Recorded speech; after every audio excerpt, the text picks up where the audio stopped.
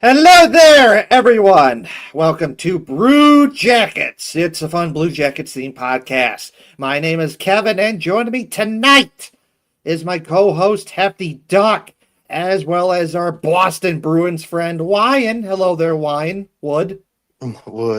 How's it going, Kevin? Very good, Wyan. Very good. Okay, on today's show, we got some ELVIS MERZLIKINS news to talk about. He had shoulders surgery. So that potentially could affect the Blue Jackets goaltending depth. So we're going to talk about that. We got an Isac Lundestrom report card and so much more to talk about. So welcome to the show, everyone. Welcome in. Hope everyone has had a good week. It's been a little less rainy, at least last few days. Got to get outside a little bit. It's been nice. Don't forget to like, share, subscribe wherever you're watching from. If you're watching from YouTube, check us out on Twitter. If you're watching us on Twitter, check us out on YouTube. I think all you have to do is search Brew Jackets and you will find us. If you want to listen to us on audio, check out Spotify, Google, Apple, anywhere there are podcasts. We are there. Yeah, don't forget to find me on Instagram. It's at lance.s.tattoos. Come get tattooed. I'm a little bit northeast of Columbus, but we do some cool shit. Check it out. Yeah, Wyan, what kind of shout you got top of the show here? You can follow me on Twitter at BruinsWine2. It's pretty much all I got to shout. Bruins Wine 2. Don't follow Bruins Wine 1. He's an asshole. Yeah, you won't find him anyways. Shit. All right, back to you, Kev. All right. As Hefty Duck said, don't forget to like, share, and subscribe to the YouTube channel. Please like, share, and subscribe to the YouTube channel. That would be greatly appreciated. So please tell your family, please tell your friends. Like, share, and subscribe to the YouTube channel.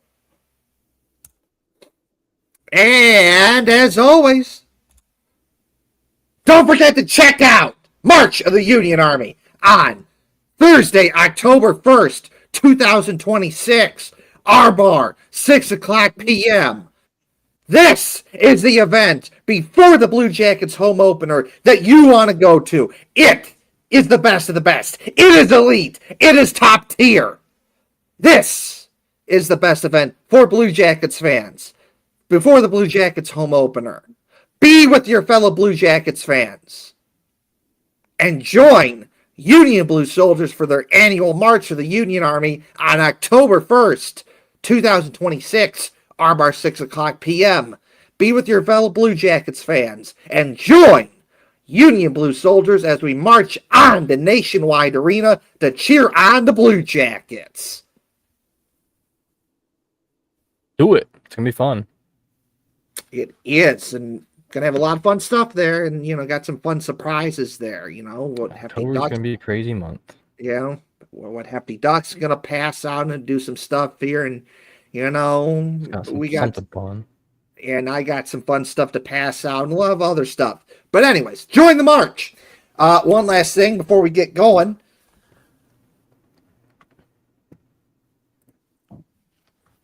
Don't forget to check out Union Blue Soldiers. Check out Union Blue Soldiers.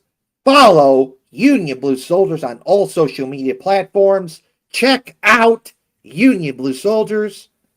Check out Union Blue Soldiers. All right, I'd like to just start off with the ELVIS MERZLIKINS news, because this is news that's potentially big and could potentially affect the Blue Jackets' goaltending depth.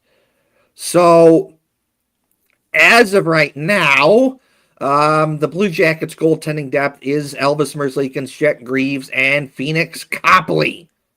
That could take a hit because ELVIS MERZLIKINS had shoulder surgery recently. We don't know how bad it is yet. it could be one of those things where you get the surgery and then come October you're good to go. It could be one of those things where you get shoulder surgery and you're out for a bit. If I had to take a guess, Elvis Merzlikins is probably out for a bit because shoulder. But then again, you don't know because shoulder are like one of those goofy parts of the body where you don't exactly know. Where it's like you could be out for a bit, you may not. That's just how it is. Now, if Elvis Merzlikins is out for a bit, which in my opinion, I think that's what is happening, then the goaltending depth for the Blue Jackets takes a hit because starting this season, you are supposed to have 3 goalies with you. They're essentially getting rid of the whole emergency goalie thing because, you know, as fun as a cool story that is, where some guy that you never heard of is in the building and then just gets thrown in there, plays goalie for a team and sometimes helps your team win. As cool as a story that is, that's not a very good strategy to have because you're essentially picking people, kind of metaphorically speaking, off the street to go play hockey when more likely than not these guys don't know what it's like to play in the NHL and would rather not have that. So now you have 3 guys that you know you can count on. If Elvis Merzlikins is out, though, it's going to just be Jet Greaves and Phoenix Copley. Now, Phoenix Copley, he's 34, and he's had a good career where he's shown he can be a very capable goalie. He can get the job done. He can get you wins. He is reliable, so that does help. So he could be a good goalie for the Blue Jackets, just like he's been a good goalie for other teams. But the thing is you don't know that because a guy could be good for another team and then he could go to your team and he's terrible. Maybe he just doesn't fit with the team, the system, whatever. And then he goes to another team and then he's okay. So like that's it. It's a minor nitpick, but that's a question that you have with Phoenix Copley. Is he going to fit in the Blue Jacket system? Is he going to play good? Because more likely than not, you don't have Elvis Merzlikins. And say what you want about Elvis Merzlikins. Sometimes he's good, sometimes he's bad, but you know what you get from him. You know what you get from him. You know that he can be a good goalie. You know he can get you wins. He's really good in the shootout. The last 2 seasons, he's 7-0 in the shootout. And you know that he can play in the Blue Jacket system. There is some comfort in that. You know what you're going to get. We're not quite there yet with Phoenix Copley. We'll soon find out if he can do that. I think he can, but we don't know that. So Jack Greaves can't play every game, so that's where Elvis Merzlikins has come in, and he's, when given the chance, for the most part, done a good job. So, like, okay, you feel good about that, but now it's like, well, if Elvis Merzlikins is out, there's a little question mark because you don't know about Phoenix Copley yet. That could be bad. It could be good. If, like, he's out for a bit and Jet Greaves needs to get a break for a game or 2, it's like, well, okay, in you go, Phoenix Copley. Show us what you got. So this is one of those things that could be bad or it could be good. The goaltending depth has taken a hit because of Elvis Merzlikins potentially being out for a bit, and you'd rather not bring up some of your prospects in Cleveland that aren't quite ready yet. So just going to be interesting to see how this works out. It could be bad, but it could be good. But if Elvis Merzlikins is out for a bit, Phoenix Copley, show us what you got. Yeah. Dang. Sorry. I want to talk a little bit more about Phoenix Copley here in a little bit. You know me, I got some stats to share with everyone just to kind of give you a clue as to what we're kind of possibly potentially seeing coming up. The Blue Jackets won't know exactly how detrimental Merzlikins' shoulder injury is for like at least a few more weeks, is what's said. He's listed as out indefinitely currently. That doesn't mean it's going to be forever, but it just means they don't know yet. They're going to reevaluate here in a few weeks, and they'll have a better idea as far as how long he's going to be out. This is a damper on the plans. Preseason's coming up very soon. We are less like 2-3 weeks away from camp. September 16th. Yeah. So, that's not looking too hot. 3 weeks away from camp and about a month and a week or so till opening night. Yeah. Maybe about a month and 2 weeks, like October 1st. Yeah. So, not looking too hot at the moment, but I think that Jack Greaves is going to be fine. He's going to be great. He can't play every game. And like Kevin said, we're going to need 3 goaltenders. So even if Merzlikins is out, we're going to have to pull up Phoenix Copley and, was it Evan Gardner? Evan Gardner or Sawchenko. Yeah. Let me go over the other goaltenders that we have access to here in just a little bit too, because that's a little bit rough. So let's talk about Phoenix Copley. He has played for he's 34 years old, first of all. He has not played NHL full time. In the 2022-23 season, he played the most games he's ever played in one season was 37 games. He played that for the LA Kings. And he had 30, wait, is that right? He had a 903 save percentage, a 2.6 goals against average. Played in the playoffs like one time. Didn't do well in there, but he had 903 save percentage in the 37. I mean, that was only a couple years ago. So it looks like throughout the AHL, his AHL years, he's played a lot more games down there. He has a pretty good save percentage, and he has playoff experience in the AHL and like a tiny little bit in the NHL. So he only played like one game a season for the Blues, for the Kings, for the Caps, for the Kings again, the Caps again. Mind you, I had this listed by league, not by year. I'll list it by year. So he was originally on Elite Prospects. He's listed as Cleveland Monsters, but we know that that's not going to be the case. Probably. Well, not even probably, because we need 3 goaltenders. So who's the third string guy if it's not him? I mean, like I said, like we talked about, we have Gardner.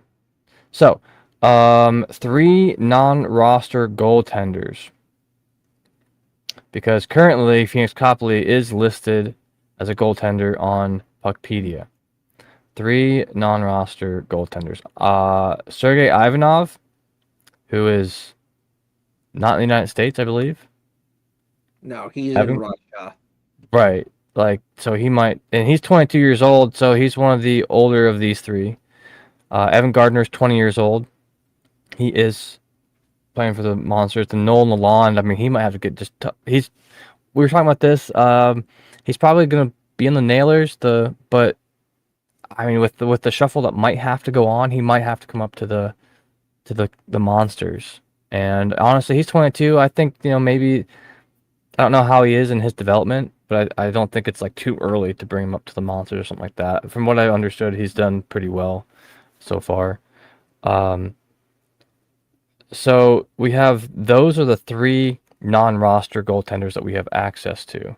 Technically, you don't have access to Sergei Ivanov, probably. No, That's because a tough situation. Then we have 3 prospects on their way up eventually. This isn't really has nothing to do with this year, except for maybe Melvin Strahl might get to be. I think he might still be in college. So he could end up on the Monsters by the end of the year or something like that. He's 21 years old. Pyotr Andreanov, he is 19 years old.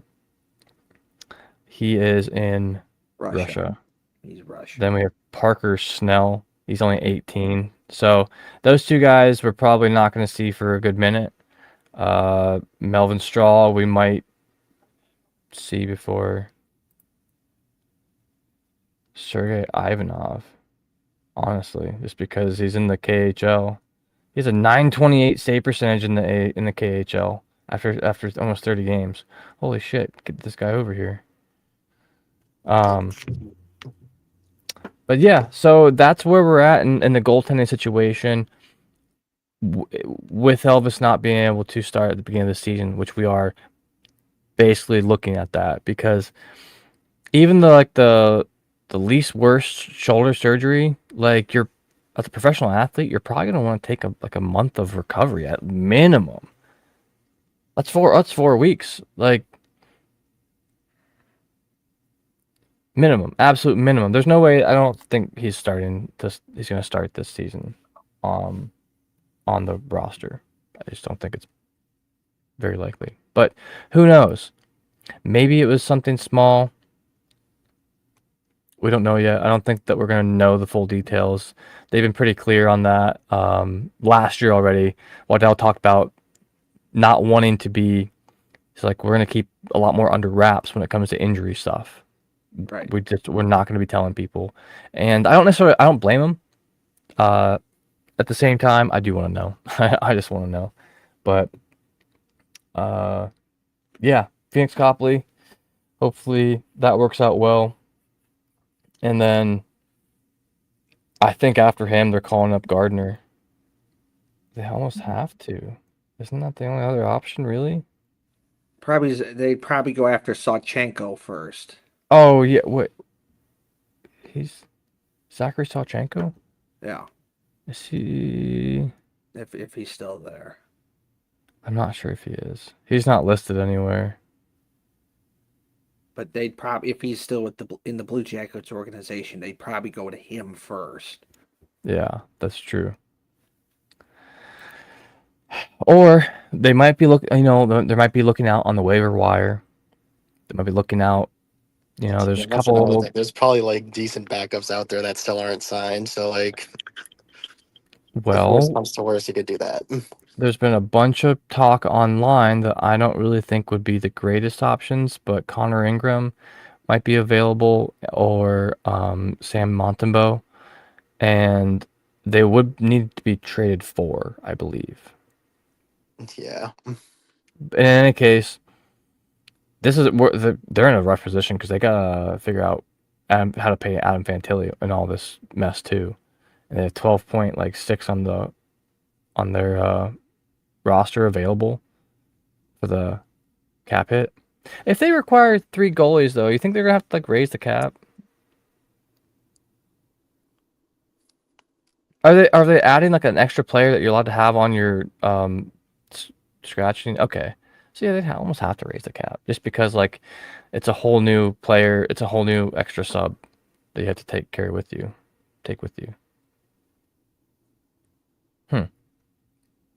Interesting. Although, so the third goaltender is replacing the E-Bug, so you wouldn't necessarily need the absolute best goaltender you have. You wouldn't want to take away from the monsters for that, because they might not ever see that E-Bug. I mean, it hasn't been. We were just talking about this before the show. It's been 3 years since an E-Bug was used by the Edmonton Oilers in 2023. So it's not like it happens off, and in the past 8 years, it's only happened 3 times. So let's talk about that real quick, because I was just learning about this today. I didn't really understand why there was 3 goaltenders listed. So the E-Bug is going to be no more, the emergency backup goaltender. The E-Bug was, I believe, the responsibility of the home team, because there was a couple times where an emergency backup goalie had to come in for the away team and play. And I think that might have happened with the Oilers, at the Rangers or something like that. And had to come out and play against the team he was hired by. Happened with the Leafs, I know that for sure. Oh yeah, I remember hearing about that. Yeah, and so that's kind of funny, but so that's what the addition of the third goaltender is going to be. So, I mean, it's a super rare case that you do need an E-Bug. So would you really just have your best guy from? You'd get no playing time, is what I'm saying. So what would be the point of carrying around the third guy who's really good, who needs the playing time to develop more? What do you think, Wyan? Yeah, that's kind of a weird case. I mean, usually your third guy you probably want starting in the AHL, but Right. yeah, I don't think I ever heard that rule, the third goalie thing. Maybe I just missed it, but I did too. It's brand new. Like I literally just read an article about it today, and Kevin was telling me about it before the show, so that's the only reason I even looked up and into it. But yeah, that's a new thing now. yeah, that's a strange case. But yeah, either way, like it's just going to put more pressure on Jake Greaves, unfortunately, to Yep. become that number one goalie. Yep. Yeah. And stay healthy. Yeah, and he's gonna be relied upon to really keep the Blue Jackets above water while Elvis is out. Mm-hmm. Yeah. Because Man, that's tough.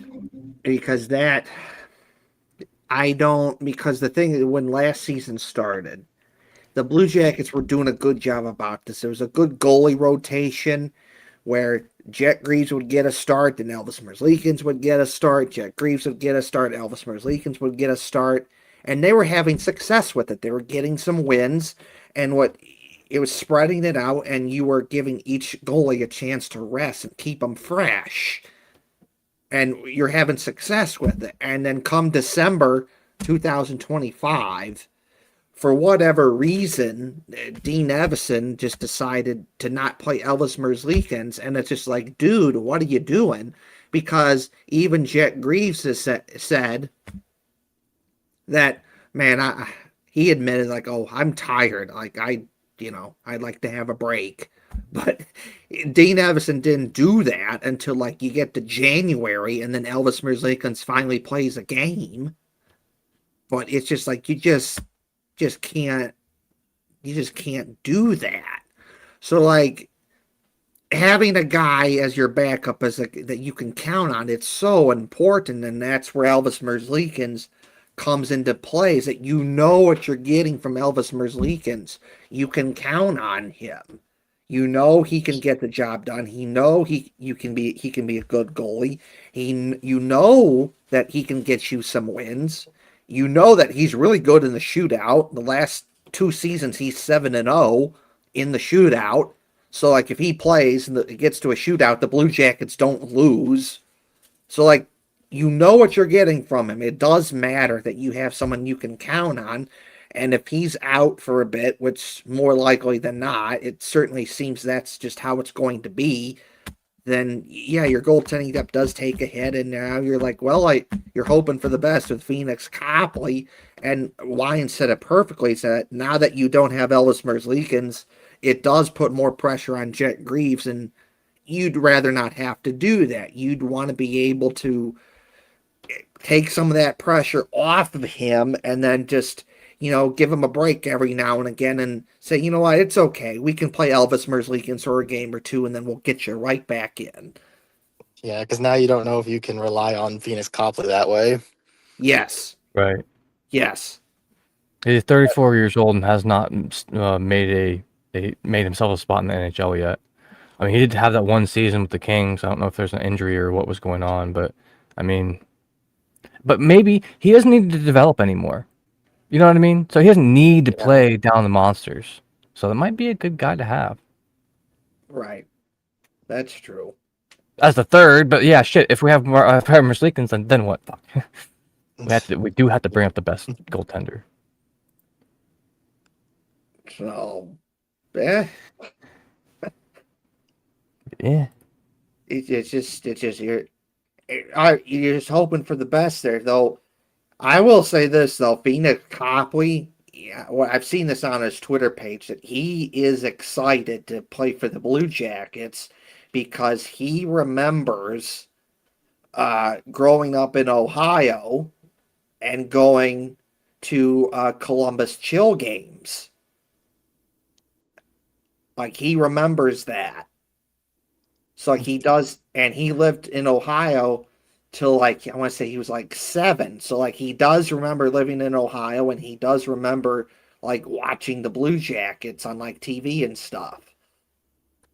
I think I did remember seeing that. So like,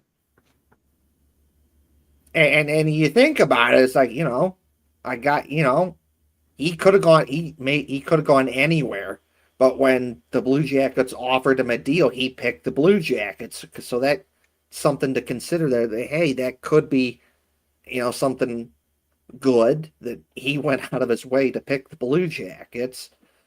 So it could work out for the Blue Jackets too, where he could be a good goalie for the Blue Jackets. It's just you just you just don't know. And if it comes to that, you do it, but if you don't have to, you like to have him as a good third backup option because you just don't Yeah. know yet if what he can do, but because what you can get from Elvis Merzlikins.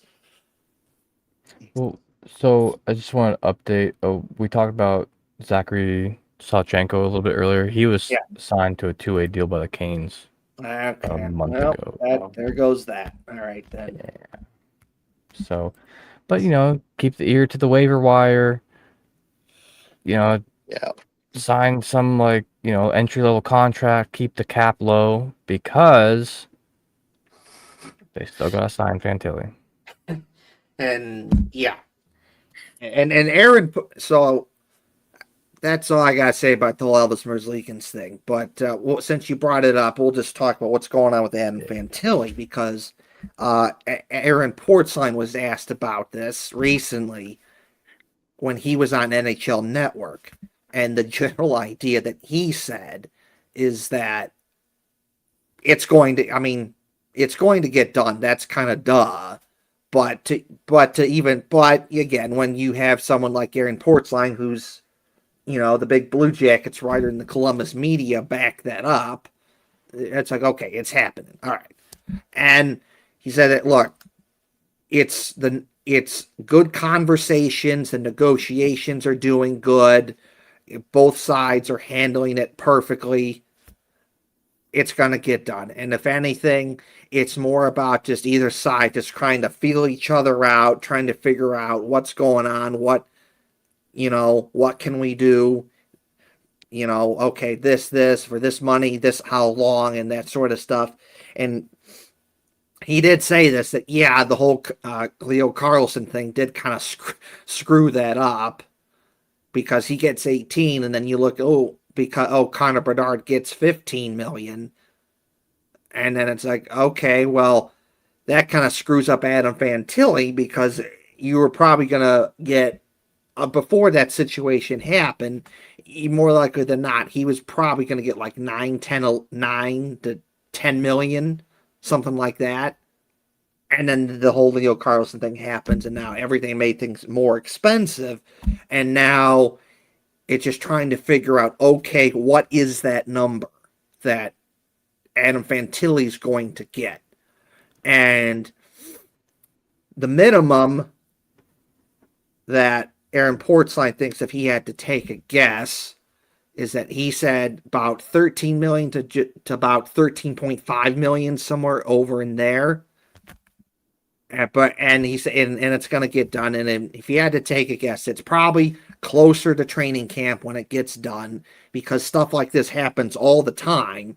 Where like right now, everyone in the hockey world is like they're not really focusing on hockey stuff and worrying about that. It's like, yeah, we'll get there. We'll get there when we get there. And it's like, hey, it's enjoying the last bits of summer that you have before you have to start, worrying about hockey stuff again. It happened with Kirill Kaprizov last offseason because I saw a lot of people freaking out, whether it be Minnesota fans or some people in the Minnesota media and other people that were like, uh-oh, what's going on with Kirill Kaprizov? Uh-oh, what's going on with Kirill Kaprizov? Is he going to sign? And then like two days before training camp, he signs his 8-year, $17 million deal. And a lot of it had to do with, well, you had fun in the summer, and then it's like you get to where you're supposed to go to get ready for training camp, and then that's when stuff gets to be real, and then both sides, both the team and the player, realize like, uh-oh, we better get something going here and get that contract done because you don't want to have that when training camp's going on, and then it does happen. And then it happened with Kirill Kaprizov. He gets the deal done, and if you had to take what Aaron Portzline said, if you had to take a guess, if something probably similar happens to Adam Fantilli, where, maybe right around training camp or, a couple days before that, and Fantilli, he's in Columbus, it gets done because both sides realize, like, okay, we got to get something done here, The time for dilly-dallying is done. Summer was cool and everything, but we got to get something done. Yeah, I mean, I believe that there's definitely two things going on here with how long this is taking. One is that Fantilli's camp is trying to get the most for Fantilli that they can. I mean, his agent. I mean, that is kind of the point of having an agent. Yeah. Is to make deals for you, do all that shit, whatever. The other theory, the other side to this, I believe, is that the Blue Jackets organization is trying to get him as much as they can. Yeah. I don't believe anyone's trying to shortchange anyone here at all. Yeah. But the fact of the matter is, especially with this new Merzlikins development, and I mean, Fantilli's the only one left to sign. Mm-hmm. And there's about 12.6 opening cap.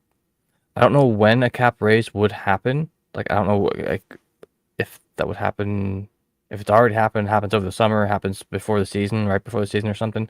I don't know, because if you add a new player into the rostered non-playing people, like that with the e-bug, like we're talking about, you gotta add a little something for the salary cap. So right now, like I said, Columbus has $12.65 million available, and I think that, I mean, Fantilli is probably gonna have to get almost every bit of that. People have been talking about like a $13 million contract too, and they don't have that right now. They could, depending on what kind of wheeling and dealing might go on. We have two guys with a lot of experience. We got Waddell and Bonus. And these two guys have a lot of experience. We also now have Trent Vogelhuber, who is able to advise on who would be the best to bring up. Yes. And mesh with the team now, too. We're starting to connect to all those prospects that were drafted even before Don Waddell. And we're starting to like get into those guys, and having Vogelhuber there is, I think, a great bridge to bring some of those guys up, because they might have to wheel and deal a little bit with the contracts, and figure out how much they can get Fantilli. I've seen some writers online talk about, like, for other teams being like, oh, what teams, how could we offer sheet Fantilli to pick him up, and this and that. And the teams that they suggested were, one, Detroit. All right, so they lost Kane and losing Larkin.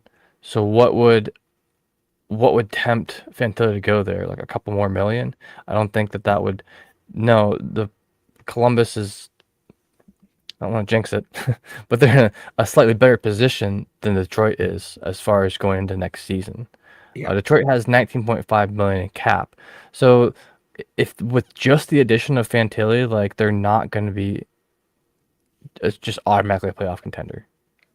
So it's like they have to be smart with their cap too. They might have 19.5 million, but that's not going to last forever. And who knows where that team's going. The Isac plan is being flushed down the toilet as we speak. So that's technically a possibility. Technically, I don't think that that's likely at all. The other team that was mentioned was Seattle. Once again, another team that is kind of in a worse position, which makes it a lot less tempting for a young player to be like, oh yeah, let me go there. Their future looks bright. When, I mean, every team has the same opportunity to get players, get rid of players, trade players. Something great could happen there. It could change. They have 18.4 million in cap. So once again, this is players, this is people, random people online talking about how what they tried to do, like what Philly tried to do with Carlson, and yeah, I don't think that's possible. The other team that was mentioned was Calgary. I'm skipping over Vancouver. They weren't mentioned, other than the ones I've seen, and I think for good reason. I don't think they're a very tempting offer either. So Calgary, they are kind of in their rebuild and on their way back up a little bit, but the thing with all of this is adding a couple mil when you're already like in the double digits of millions, adding 2 or 3 million to a deal, like that's a lot of money. That's a shit ton of money. Like that's more money than the entry level contract guys make right off the rip, for sure. That's also when you're, I don't know, when you're talking about the future of a team and the want to win. There's some players you can tell their want to win is so great that they'll take a tiny bit less to make the team great. I'm look at the Cleveland Guardians. There's Jose Ramirez. He could be getting paid way more somewhere else. He literally took a team-friendly deal in order to try to get that team to win because he wants to win. He's that competitive. So, and Fantilli seems kind of like a very stand-up kind of guy. You know, he sees the team, he sees what the direction is going, and I don't see him trying to gouge the Columbus Blue Jackets, but I do see him trying to get the most he could get out of a deal. And I think a $12 million deal wouldn't be too bad. Now, is it 16 million? No. But still, it's not like it could be like that forever either. You sign like a 4-year contract, you know, in 4 years, now we're talking, you know, if you pan out the way that we're hoping, yeah, then give him 20 mil. Who cares? You know? Yeah. Like, but that we still haven't quite realized the full potential yet. And I think that's also going to keep other teams from trying to do an offer sheet because, just because. He's also a little bit more out of the limelight than Carlson, Bedard, Celebrini are because he's in Ohio. There, I said it.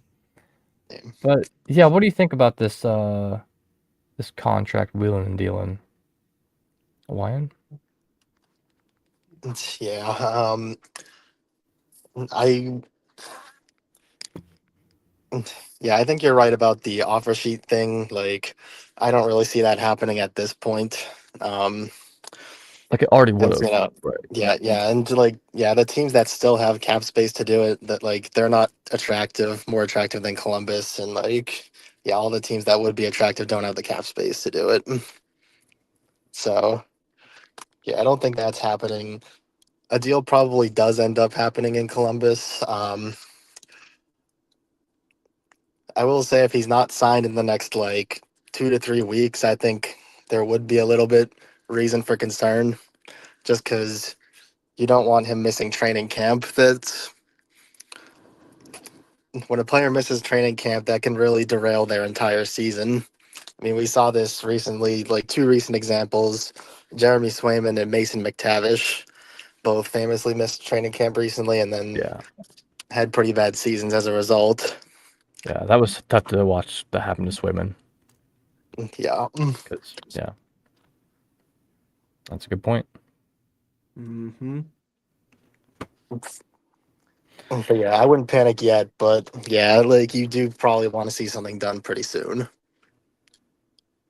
Yeah, I would like to see something, but I'm not fully worried yet. Everything, all the talks have seemed to be positive, and there's no like rumors leaking out the rumor mill right now either.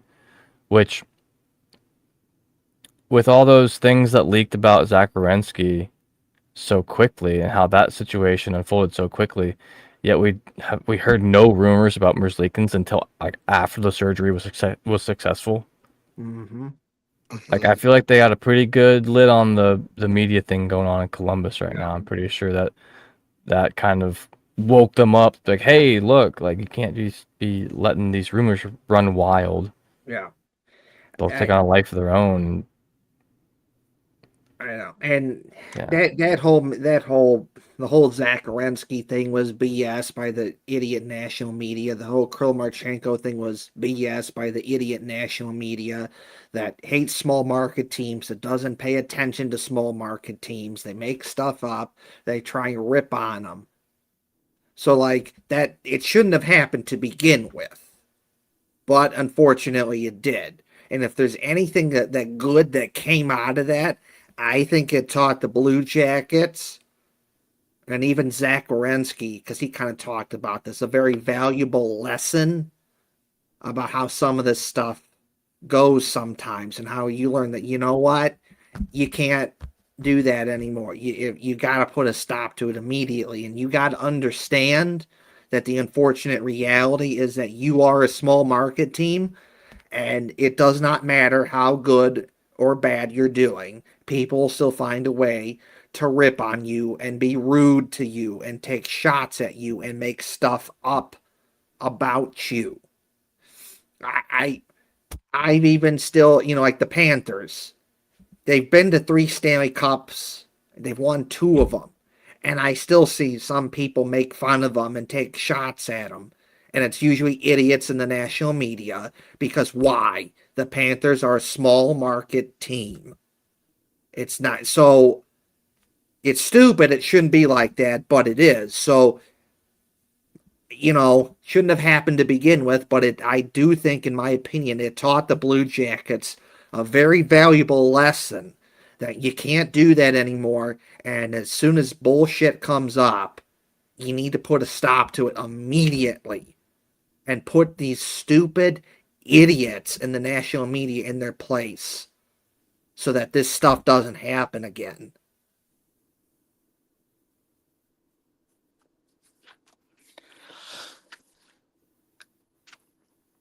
Looking at you, Frank. Frank Cervello, you bum.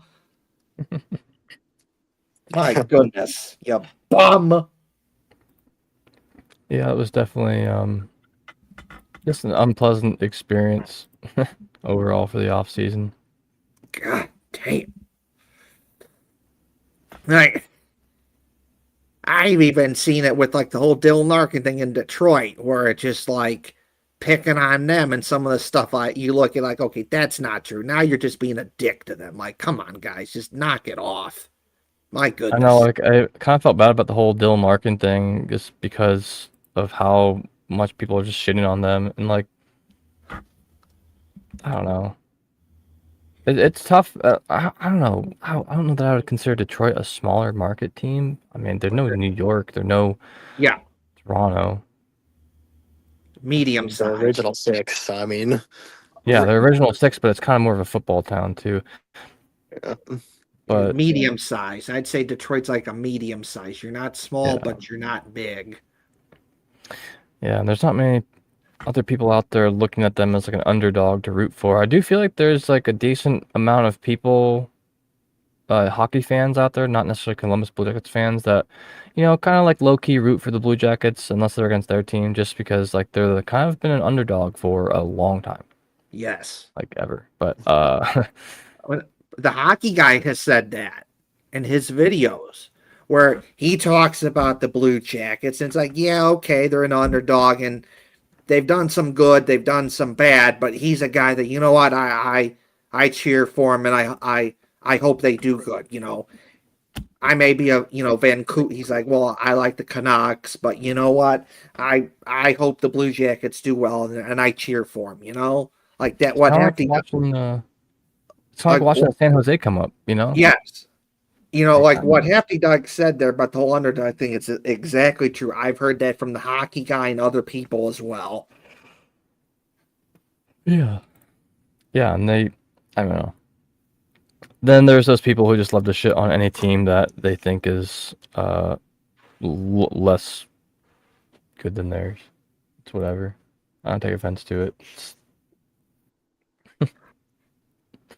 There, for me personally, there's one thing like you can go after teams and you can call out stuff that's bad and call out stuff that's good. That's fine.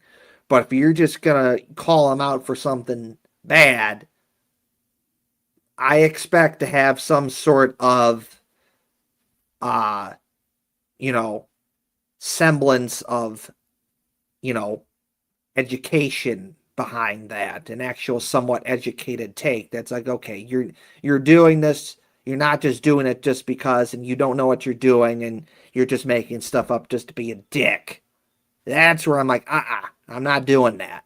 But there are some people like, the hockey guy and like John Butchergross and other people in the national media, like they actually kind of actually pay attention to stuff like that, where it's like, yeah, okay, if they're calling you out for something good or bad, like it actually makes sense and it shows they're actually paying attention to a certain extent, that they're not just off into la la land and making stuff up. Like there's actually some semblance of information in there that is actually correct. Yeah. That's all I ask. Well, there's something to be said too about like, yes, there's just more fans of any New York team ever. It's just there's more people there. There's Yeah. more fans of Toronto. There's more people there, and it's huge. And there's more fans of like just bigger market teams. So that makes sense that those would be like the ones covered first on like the bigger national medias. I totally understand that. At the same time, like with John Buchgross, when he does acknowledge smaller market teams, that might be less people that you're reaching, but they'll be more loyal and rabid Yes. towards the news that pertains to them. Like that's why, like, I mean, I follow John Buchgross. I don't follow like every media person out there. It's just because there's too much bullshit to sift through. They rarely talk about the team I like, and he talks about tons of other stuff. I mean, he talks about college hockey too. Yes. And he's given a voice. He's a bigger national media person in hockey, and he's given a voice to kind of like the little guy, so to speak, which is, in my opinion, very admirable because not everybody's willing to do that. Barely anybody's willing to do that because it's less people. But those people that are the less, I mean, that's now I follow for good. Now I'm just a follower. So, I don't know, something to be said about that. I don't know, why in Boston's a pretty big market, right? Yeah, I would say so. Probably one of the bigger markets. Original six team. Yeah. Yeah. Yeah. So I don't know. What do you think about that? Like looking through it from like the lens of rooting for your team and looking around the NHL, like do you hear much more about like say I mean I'm trying to think of other teams like the Kraken, like I hear nothing about them. That's not a big market at the moment. Utah is not really a big market at the moment either. Yeah, like I'll obviously see some stuff about other teams like through certain people, but yeah, I'm not like scrolling through Seattle Kraken's Oh, like newsfeed. right. Yeah. I mean, you're kind of at the mercy of like hanging out with us that you have to hear the Blue Jackets shit all the time. So that's a little different, but Yeah. yeah, like think about like the Montreal Canadiens. Like I never hear anything about them, and I'm not saying that that's even like a small market. I'm sure that barn's filled every night. Yes. That they play. It's Canada, but you know, I don't know. I see what Anyway, you're saying though. Yeah. yeah, it's just like that's why like I almost originally felt bad for Carlson because the Ducks, you just don't hear about them hardly ever. No. I don't feel bad for him. He's lucky enough to play in the NHL. He's really good Richest player in it player now. and he's rich as fuck. So, but like what I'm saying is that media coverage is just not as Well, much. Oh no, you know who else that kind of happened to? Connor McDavid. And I don't think Edmonton's a small market either. I think that's a pretty sizable market because that's a big. There's like no other team near them. but But they're he's kind on a of Canadian team. That's not the fucking Maple Leafs, Yep. and we just lose track of them. Yeah. And like a team like, I'll just put a baseball example here and I'll bring this into hockey. It's like the Dodgers have been one of the best teams in baseball more recently, and you really don't hear much about them as much because why? They're out in California, and for most of the country, their games are starting at like 9, 10 o'clock at night, and a lot of people, like especially during the week, they're like going to bed, so like they're not really paying attention to like what's going on with some team out in California. And it's a similar thing with like the Ducks. Like you're a team out in California, and for most people in this country, games are starting kind of late at night, and they're not really paying attention to you as much compared to a team in like, the Midwest or like the East Coast. So you don't get as much as attention than maybe you should.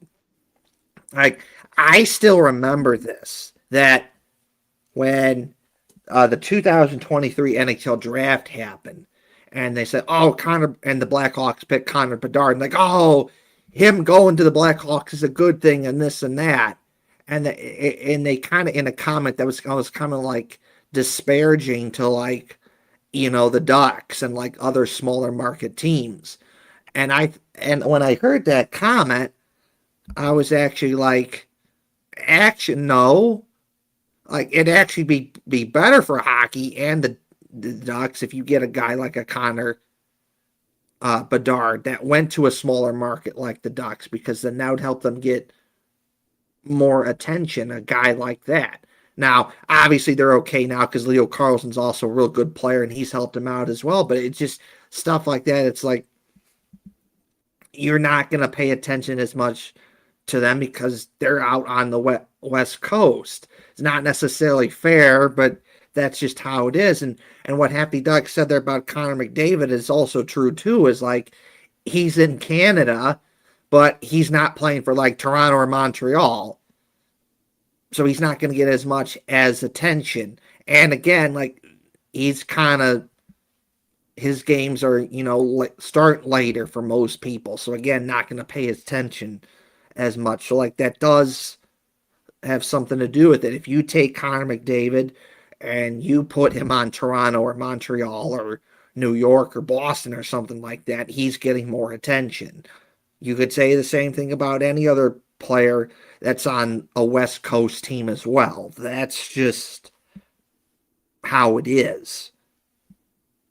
Well, and especially now the West Coast is kind of a pillow fight. Well, yeah, Connor McDavid's words. He's asked about the Pacific Division, and it's like, oh, it's a pillow fight. And it's not just this year. It's just like the Pacific Division for years now. It's just been just kind of blah, not very good. And then you compare that to like every other division in hockey, and it's like a dog fight. They're beating from top to bottom. They're beating up on each other.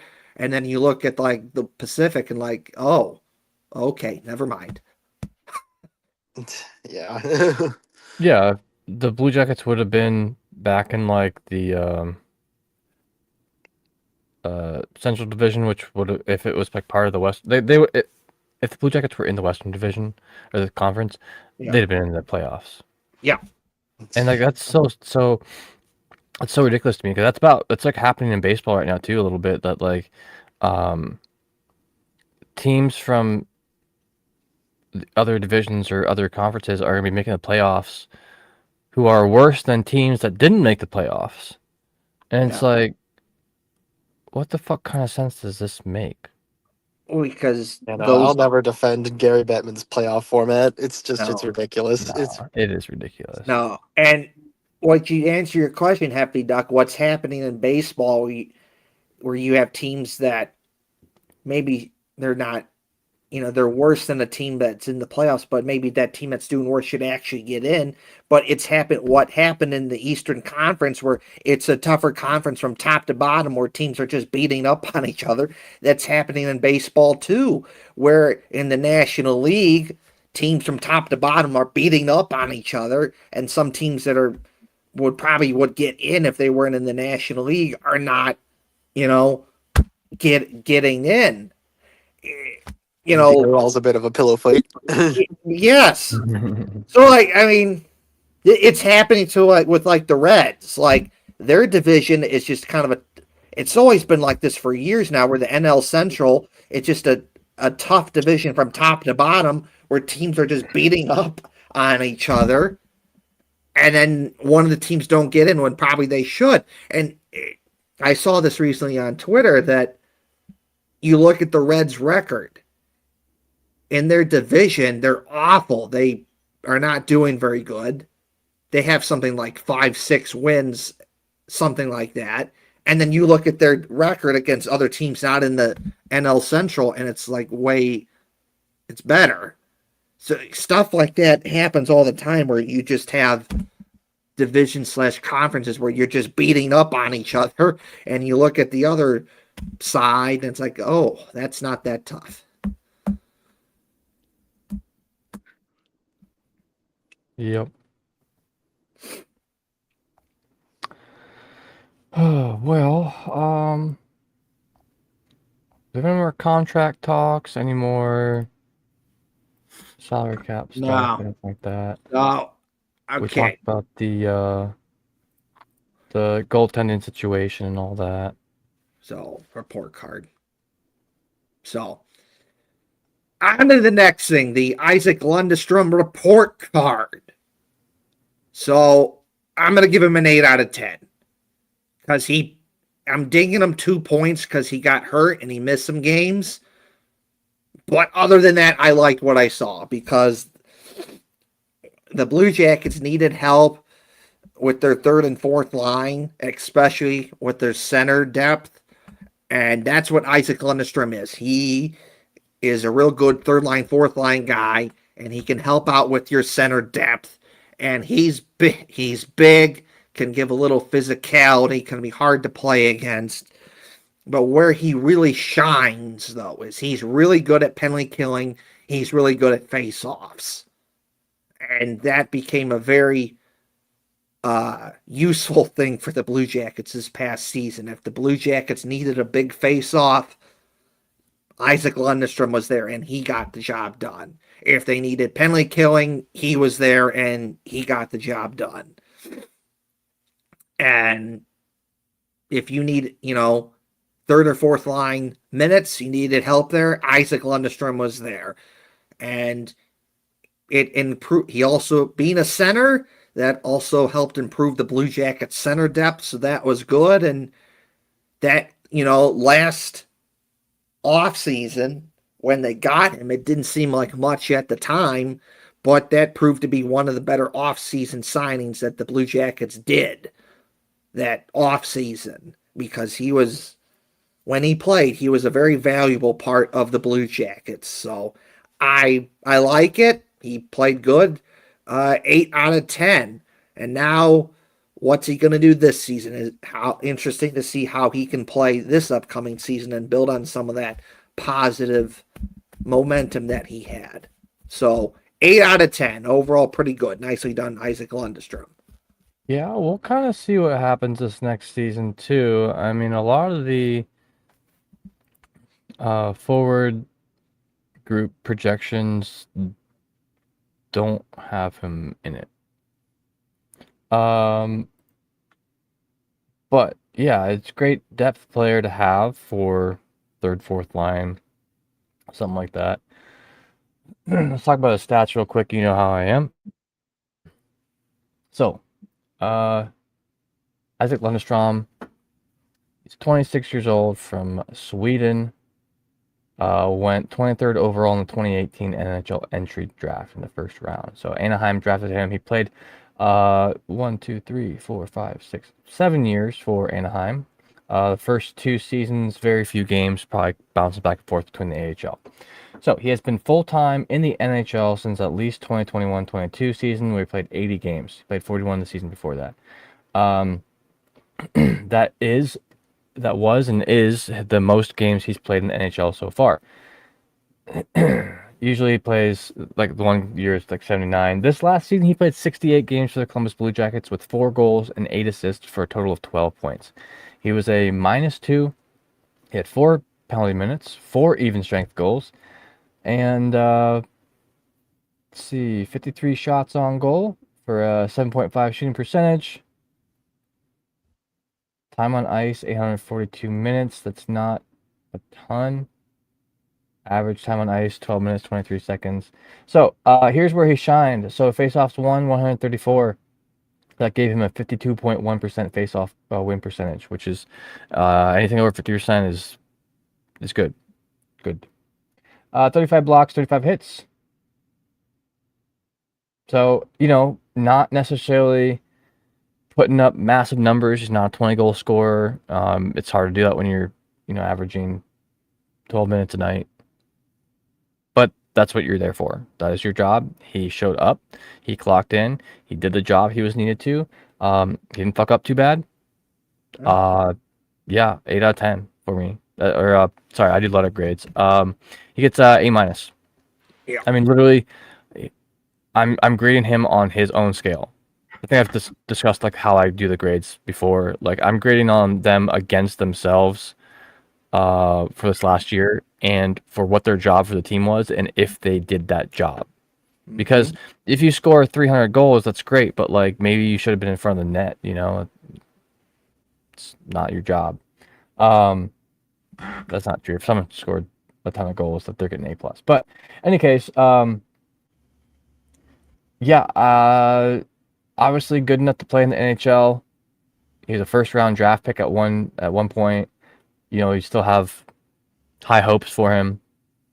I did just mention that the forward group's projections I've been seeing have Ryan Lomberg and Miles Wood instead of Lundestrom. But when we talk about who we actually have, I do understand why this is kind of a harder guy to fit in there. Now that doesn't mean like, there's going to be healthy scratches all the time. Doesn't necessarily mean that he won't get playing time with those guys. It just means that there's some good competition amongst the forward group on who's going to get what lines this year. It's going to be tough. Between the first two lines and then the third and fourth lines, because we could almost make sorry, there's a gnat flying around I'm trying to catch if y'all see me on camera doing some dumb shit. So there is, I got distracted by that so bad, damn. I don't necessarily want to make this like part of the talk of Lundestrom, but it's going to be tough. It's going to be very tough. We're going to have to see what happens in camp. And, I hope the best for him. I think he's a talented guy. I think he can do pretty good. He's pretty, I don't think he's a big cap hit at all. Let's double check that real quick. We're looking for Isac Lundestrom. He's on the injured reserve. Yeah, he's a $1.3 million contract. So it's not like he's taking up a lot of room. But we do still have players like Danton Heinen signed for $1 million. It's tough to say because everyone has Kent Johnson as being like second line or something like that, which I think that he should be there, but I think that I'd almost put Voronkov in the second line first. So I have a daily face-off status that has the forward group on it. Do you want to talk about Lundestrom a bit more, or do you want me to? I can bring this up real quick. Does Wine have anything to say about Isac Lundestrom? I mean, I remember watching him in Anaheim for a little bit and thinking he was pretty fast. Like, I remember that. Yeah, he's got some speed on him, for sure. But Yeah, I think and you like, guys said it best, yeah. like the best season he ever had, he was 22 years old. He played the 80 games for Anaheim, 2021-22 season. 80 games, 16 goals, 13 assists for 29 points. That is the most points he's gotten by 14 points. The season before this last one, he played 79 games for Anaheim, had 4 goals, 11 assists, 15 points. So with 4 goals, 8 assists for 12 points, he is playing where he's expected to play. So, Yeah, he's not there for points. right. He's there to hold the pace, keep the other team from scoring, put pressure on them on the defense, and that's just don't let the other team score against you. Which he's only -2, so that's that's not bad. I'm assuming. Yeah. Yeah. So here's the forwards that there's going to be competition with to get in to even the fourth line. So mind you, these are projections. These aren't necessarily the actual lines that are going to be going, but top line listed here. Once again, this is by Daily Faceoff. Many of you might be familiar with them. Valery Nichushkin, Adam Fantilli, Kirill Marchenko. That's the top line listed here. Second line, Kent Johnson, Sean Monahan, Connor Garland. Okay. Third line, Dmitry Voronkov, Charlie Coyle, Matthew Olivier. Fourth line, they have listed Ryan Lomberg, Cole Sillinger, Miles Wood. All right. I definitely have some thoughts on this, but right off the rip, what's your initial reaction, Kevin? So, okay, I can see why people want to put Ken Johnson in there. I get it, because he is a top 6 guy, and we've seen him be a top 6 guy. We've seen him do it. We've seen him be a good player. So I understand why people do that. But at the same time, you just look at the season that he just had, and it was a 2 out of 10. It wasn't very good. He was mostly terrible, but he did have some good moments where he was good, especially in the shootout, ridiculously good in the shootout. But like there, it's just like, I don't know about that. Like, I need Kent Johnson to show me that he can be the good Kent Johnson again. So that's a little question mark there. I get Valery Nichushkin being up there because, he could be first line, second line, but I get the first line in part because actually I heard this. I think it was Aaron Portzline or someone else that he's good friends with Kirill Marchenko. So like probably have some good chemistry there. That could, work out.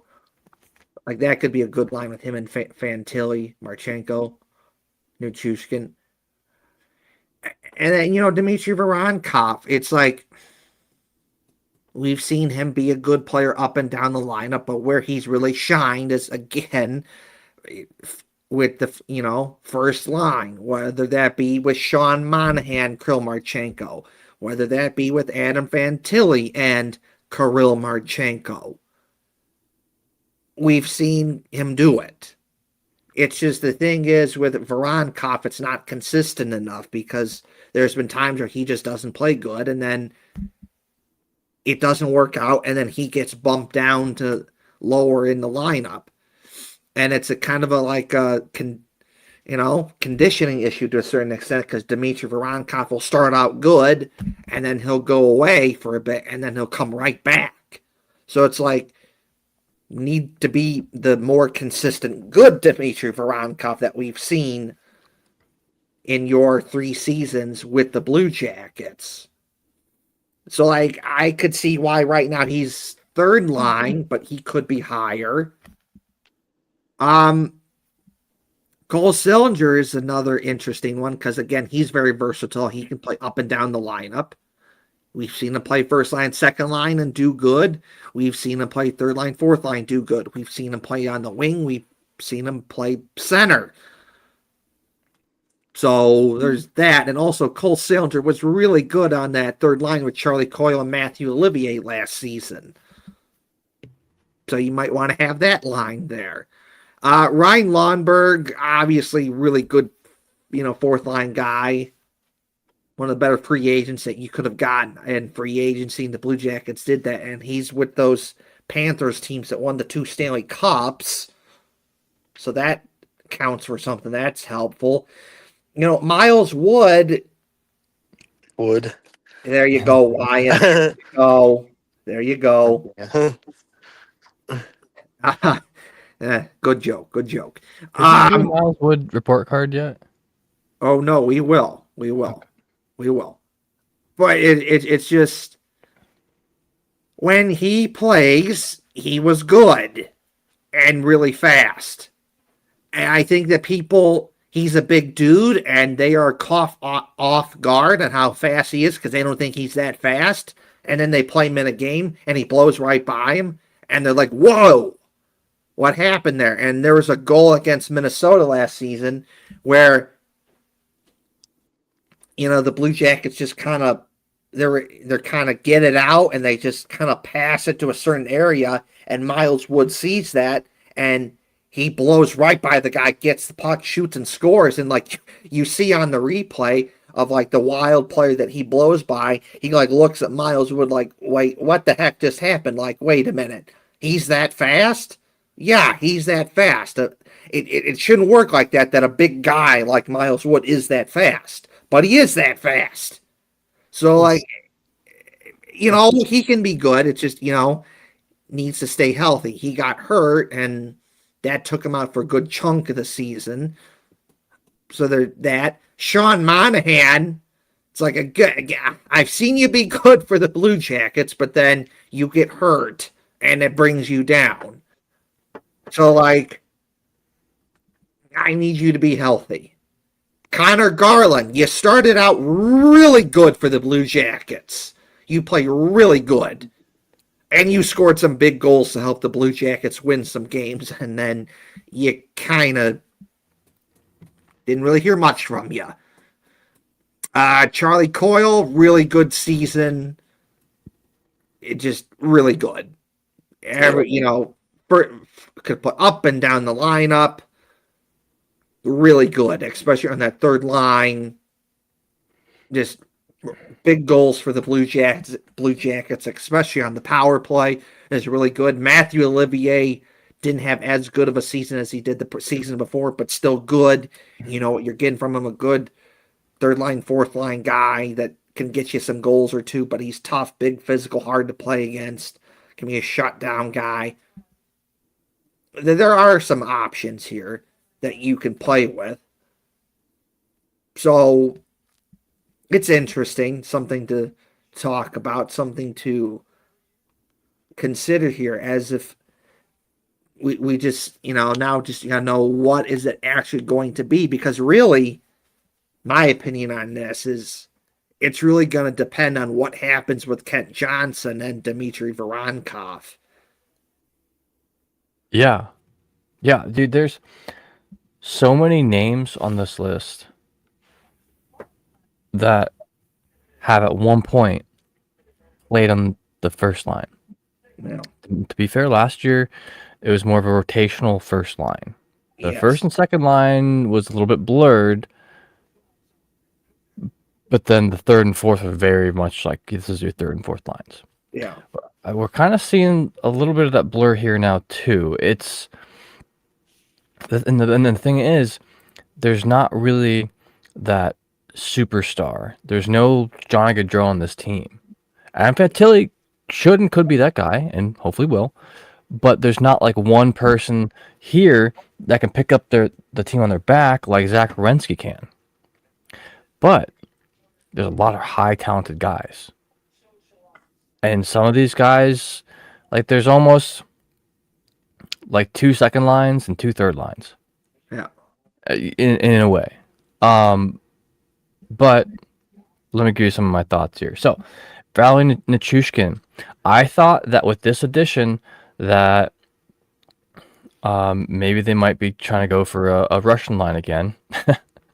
Nichushkin is a left wing. Marchenko is a right wing. Voronkov maybe shouldn't necessarily play the center. So, Nichushkin might be a good fit. We talked about his stats already from this last season, and the fact of the matter is he would have come into the Blue Jackets team and been the fifth best player immediately. Like he would have had the fifth most goals and the fifth most points on the team.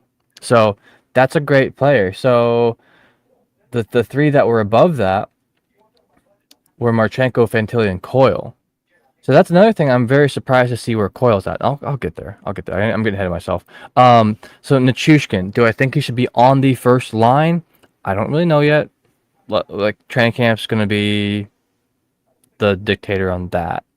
But Fantilli, first liner, no brainer. I think we need to have him play first line minutes. I think he will play up into the potential he is at, because he's starting to realize the potential too. I'm going to talk about that with another player here real soon about the realization of where they're at. But Adam Fantilli, top line center, let's do it. If you're not going to do that, I just feel like Voronkov was really good on the top line. Do I think he is necessarily a first-line player on like a lot of other teams? No. But Kirill Marchenko, also first line. This makes sense. Marchenko would probably be first line on any team out there. I mean, he's just that guy. He is the shooter that is needed. He needs to be getting the most goals. I mean, he got 27 last year. That's the most goals on the team by 5, and he even missed like 6 games or so. So Marchenko, absolutely needed, absolutely in the right spot. Fantilli in the right spot, and Chushkin I'm not certain of yet, just because I have not seen him play. So let's go to the second line here, and this is where I start to have a little bit of like, I don't know about this. We have Kent Johnson, a wonderful player, wonderful person, great at what he does when he's able to do it.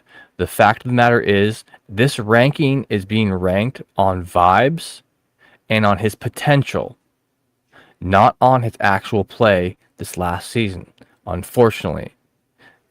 Looking at his play this last season, Kent Johnson is every bit... I think that his potential is first line, but his actual play is third, fourth liner right now.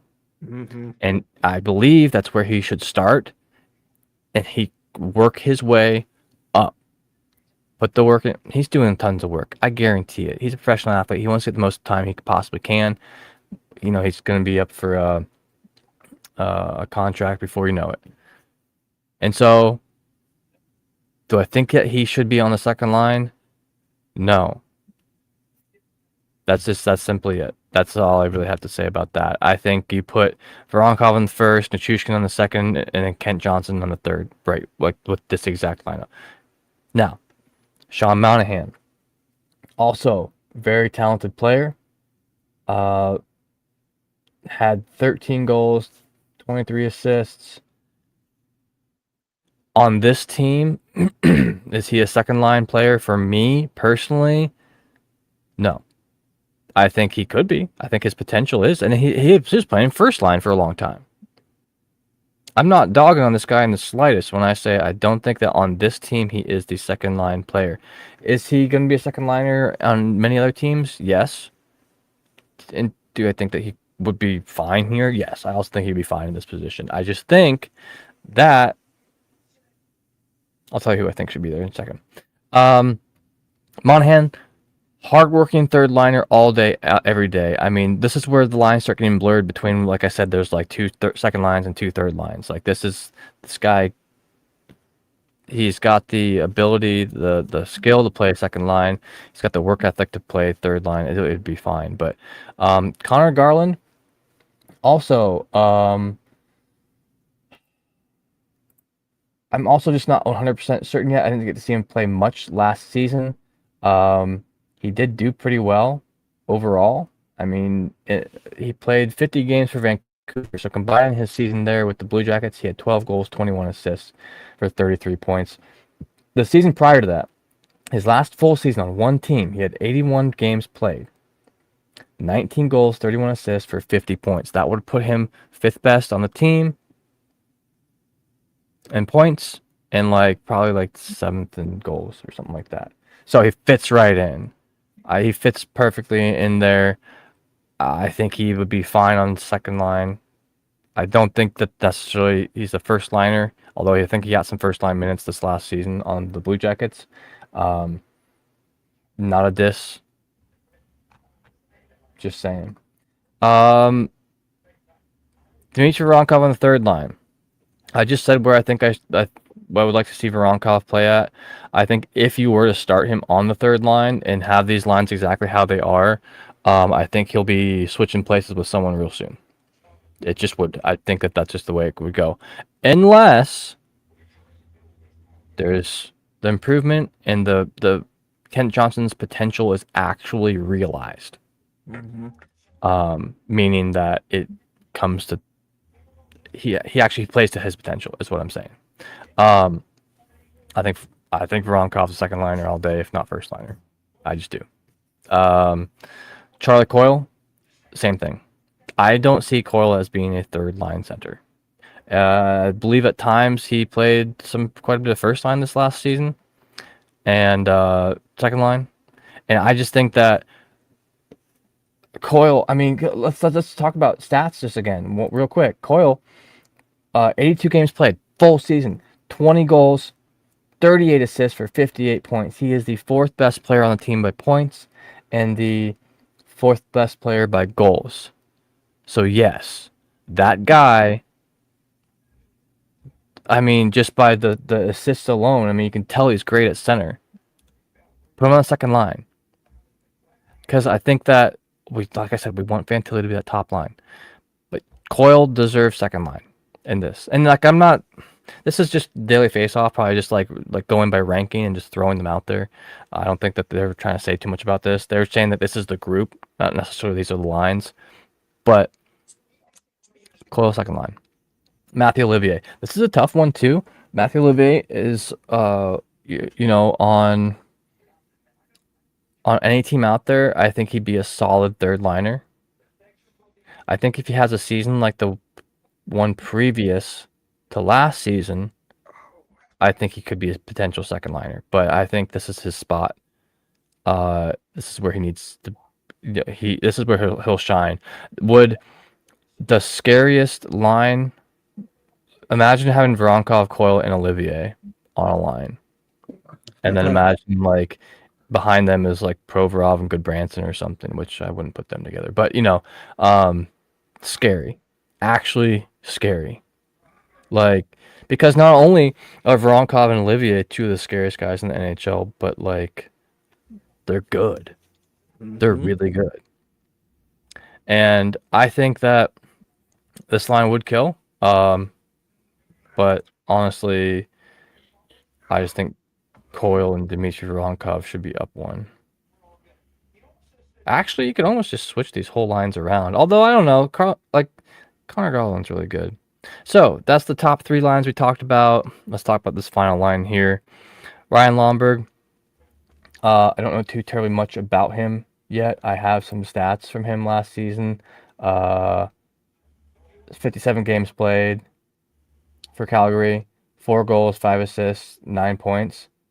Not big numbers. Missed a lot of games. Could we see Lundestrom and Lomberg switching places sometimes? Probably. Yeah. Yeah. I don't know where else you put him right now. I don't think it's a bad player at all. I just think that is his position as fourth liner. Cole Sillinger, I think, could work his way up and down through this from second line down to fourth line. He is a all-around quality player. He's still very, very young. And once again, this is where like I don't think he should be below third line.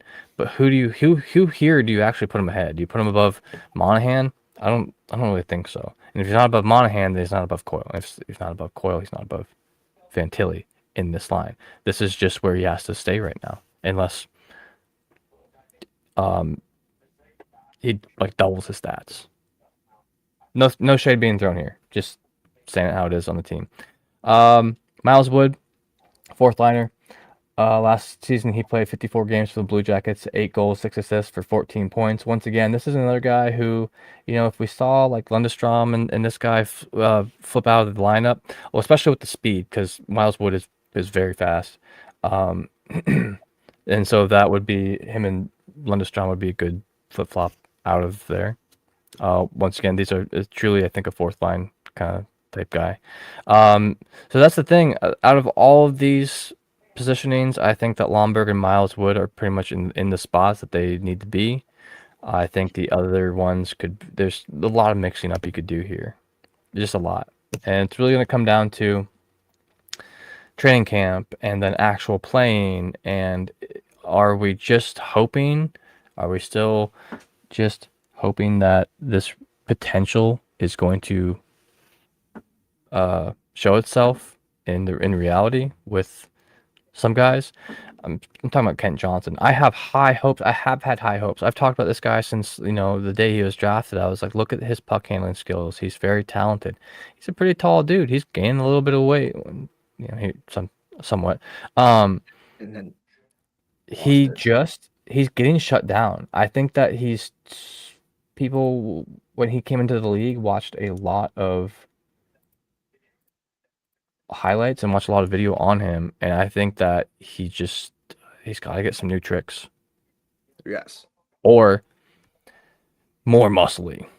Just simply like being able to like knock other dudes down their ass would make him damn near, that would lock in that second line position for sure.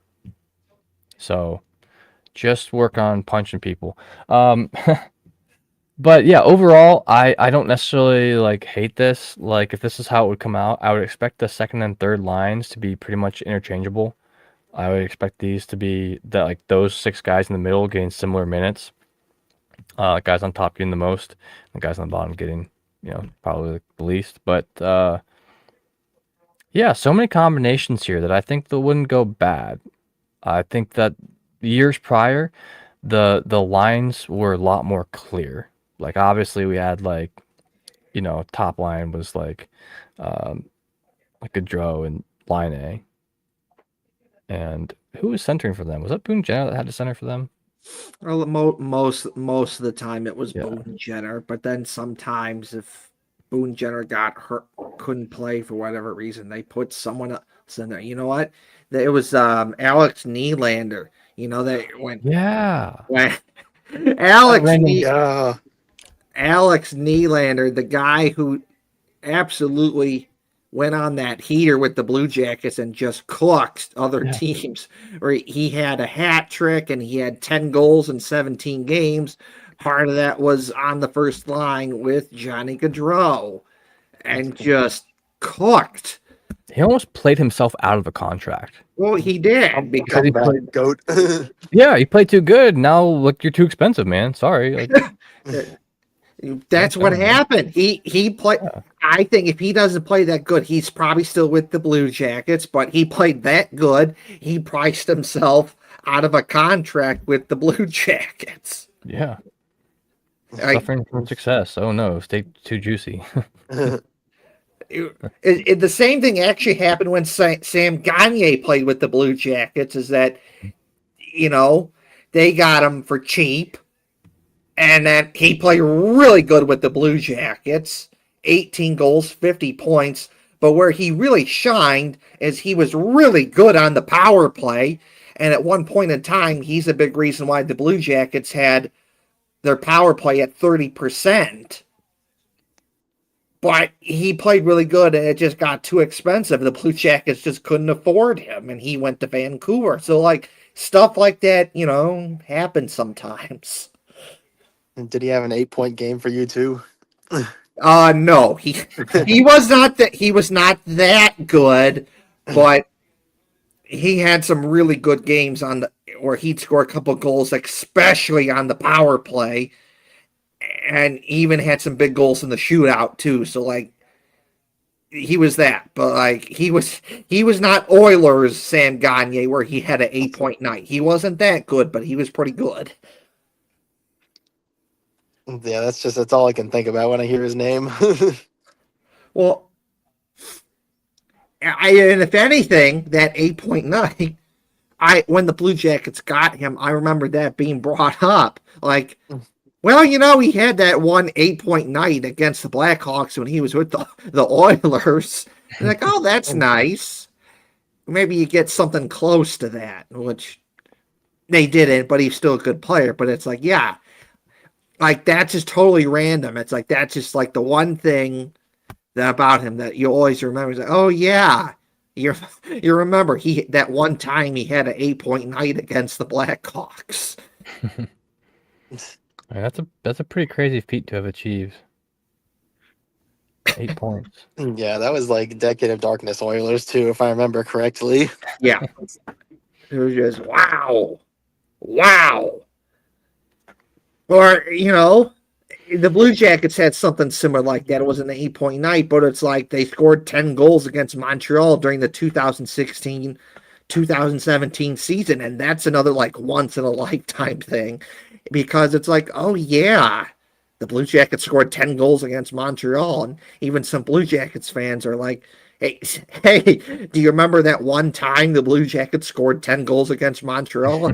And then you're like, oh yeah, that's right. They did do that. That was cool, but that was a once in a lifetime thing. Like that has not happened since then, and more likely than not, that will never happen again for the Blue Jackets, where they just cook some teams so bad that they kick their ass 10-0 and score 10 goals. Like more likely than not, that's never happening again. Probably a once in a lifetime thing. Oh yeah, for sure. All right. Anything to say here, Wine, before we move on here? Yeah, I just got a few things. First of all, put Miles Wood on the first line. He has the best name in hockey. Wood. Miles. In all seriousness, when I look at this forward group, like the first thing that I notice is just like other than Kent Johnson and Connor Garland, they're all big. Like it's Yeah. a big forward group. Like they're all Mhm. tall as hell. Right. Yeah.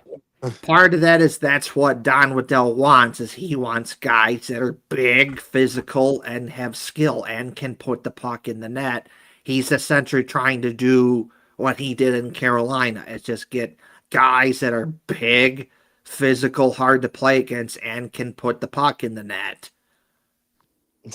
Yeah, for And sure. and some more guys with experience. This team's average age has gone up like fairly significantly over these last few years, because it was a very, very young team. And at one point, a few years ago, I mean, obviously guys are going to age as the years go on, but a few years ago, they were one of, if not the youngest team in the league for a short while. Bunch of young guys. And now, the youngest person on the team, well, listed on the roster for next season is Denton Matejchuk and Adam Fantilli at 22 years old. Oldest is Erica Branson at 35.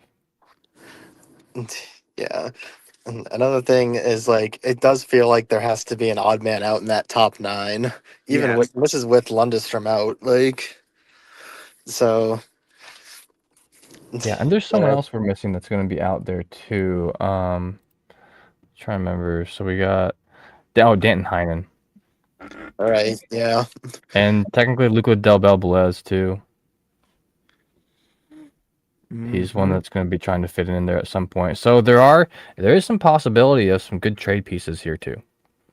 It's a business. There's always a good possibility of some sort of trade in here, and Yeah, it'll be interesting to see what lines stick throughout the season because for sure, it's not going to be this for 84 games. They're going to switch it up. yeah, Right. But, Right. yeah, I don't mind starting Nichushkin on the first line to see if he sticks there. I mean, Yes. yeah, Right. Kent Johnson, that's an interesting one for sure. But yeah, maybe it is like a one last show me kind of thing, like Yeah. before they might try and ship him off or something. I don't know. yeah. I mean, at this point, like maybe he would do better somewhere else. Maybe it's just the being stuck in Columbus and kind of having to do the same fucking thing year after year for the first part of your career. I mean, that can get kind of down on you, if you're not like get into playoffs or winning like you hoped. Because like the teams that these guys grew up on and came from, like they made like they're not used to losing like that. Well, I think that's one of the first things that Kent Johnson had said too, was like, I don't like losing. Or who was that? I don't Was think that that was Johnson? Ken. No, I don't think that was Ken Johnson. I think that was someone else. Right on. They just mentioned that like how they don't like they're not used to this. Like they don't want to get used to it. Yeah, but there's some truth there because you look at a guy like a Ken Johnson, every step along the way, he's probably been one of the best guys on every hockey team he's played, whether it be from like youth hockey to probably in high school. And then when he went to Michigan, for His first college. pick everywhere he went. Like, oh, Yep, everywhere check he out our went. team. Yep, and then he went to Michigan, where he was on a good team, and you just get used to a certain thing where, you're not as good. You still have some success, but not as good. So, but that's just part of it. You go through the tough times. You build yourself, and there you go. But at the same time, it's like Kent Johnson. I need you to be the good Kent Johnson. No inconsistency, because Hefty Duck said it perfectly. Like, you're gonna new move something to figure something else out, and you need to put weight back on. You lost some weight, and it really made a difference. It made you easier to play against. Just a bump, push you off the puck, and it goes the other way. When that wasn't a thing, not that long ago. You were able to win those puck battles along the boards. People weren't able to push you off the puck. You were able to beat teams both on the inside and the outside. But this past season, for the most part, because you lost that weight, it really did make a difference. You couldn't really get to the inside. You had the outside, but teams took that away, and then you had nothing. And you got pushed off the puck. And it made you very one-dimensional, and it made you easy to play against. If you shut him down, then it's like, oh, well, that sucked. And there were some good moments there that it wasn't completely bad, but just like, we need you to put on weight so you don't get pushed off the puck, toughen up a little bit, and then we need you more consistent. We need the good Kent Johnson. The Kent Johnson that scored 24 goals and 57 points. We've seen you do it. You can do it. We've seen you do it, but the Blue Jackets need that Kent Johnson. Because if they get that Kent Johnson, they're good to go. They need Kent Johnson to be that Kent Johnson. Yeah, like, unfortunately, you could be looking at another Igor Chinnikov situation here. Right. Yeah. Yeah, it's just, he's not going to get, like, there's just not a lot of room for him on this team, but he could thrive somewhere else. It's like, it's a tough thing to balance. Yeah. Right. Because he moved on, and he seems to be found himself a nice home in Pittsburgh, and good for him. Because like I said, once you've been in the same place, even if all new faces change, even if it's a new GM, am I freezing or are you freezing? Is it me? You're good? We're good? All right. Even with the new GM, even with the new coach, you still have, like, you're on the same team, and you look at your stats, and you look at the team stats, and that's what it was. You can't change for the past. So it's hard to maybe get that out of your head a little bit. Bonus talked about the culture change. I've been talking about culture change, this, that, and the other. And so many of the main pieces that were part of the team these last 4 years are now gone. Mm-hmm. There's no Boone Jenner. Nope. We saw other players go, like Sean Crowley, Peak. Like, they went quite a while ago, I know. But, like, everything's been changed. Line is gone. Everything's been changed. Yep. But yet still, I don't know. We'll have this season to hopefully for that to just take a 180 and change. So hopefully that goes well. Or if the Blue Jackets do need somehow a great goalie, maybe like a young player with some draft picks or something like that, and maybe they could get a third quality goalie. Yeah. So, Connor Hellebuck. well, that would be cool, but no. But then who plays, him or Greaves? Greaves has like been ranked one of the top goaltenders here lately for this last season, and we need a second goaltender for sure, not another first. Yeah, I see. Yeah. All right. So on to the next thing. We're continuing on to showing some different Big Ten goals because they're fun to break down. We got 2-1s. Actually, we'll do 3. We'll do 3. Can I do something real quick? Because I have Yeah. to go here at 9 perfect. I just wanted to show just a simple picture. Yeah. Just Yeah. before. So good guy Eric Robinson here. Yeah, Grew there up you playing hockey with in New Jersey with Johnny and Matthew Gaudreau, and was coached by Guy Gaudreau. And so he brought the cup back to share with Guy Yeah, there you and go. Yeah. whatnot. That's his old coach right there. That's Johnny Gaudreau's father. Yeah. And just wanted to shut it off. Good guy Eric Robinson. I bring up Eric Robinson because he used to play for the Blue Jackets as well. And then obviously Guy. Is it Guy Gaudreau or is it Guy Gaudreau? Guy. Okay, because there's like Guy Lafleur. And Yeah. okay, so there's this guy. I was doing the French Canadian version of it. So anyway, I just wanted to bring this up. I thought this was very heartwarming. It's great to see, everything coming full circle for them. Yeah, I doubt it. I doubt a guy from New Jersey is French Canadian, but that's just me.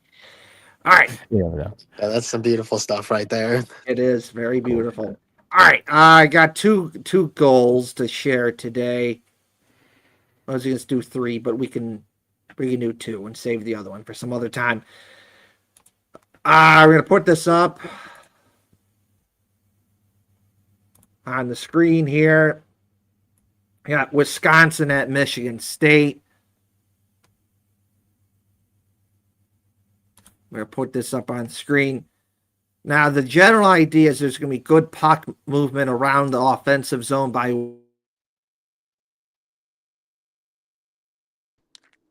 a shot from up high. A shot from up high is going to come, then puck's going to pop loose, and then a guy's going to be wide open. So we'll play that goal, and then Hefty Duck and we can all break it down.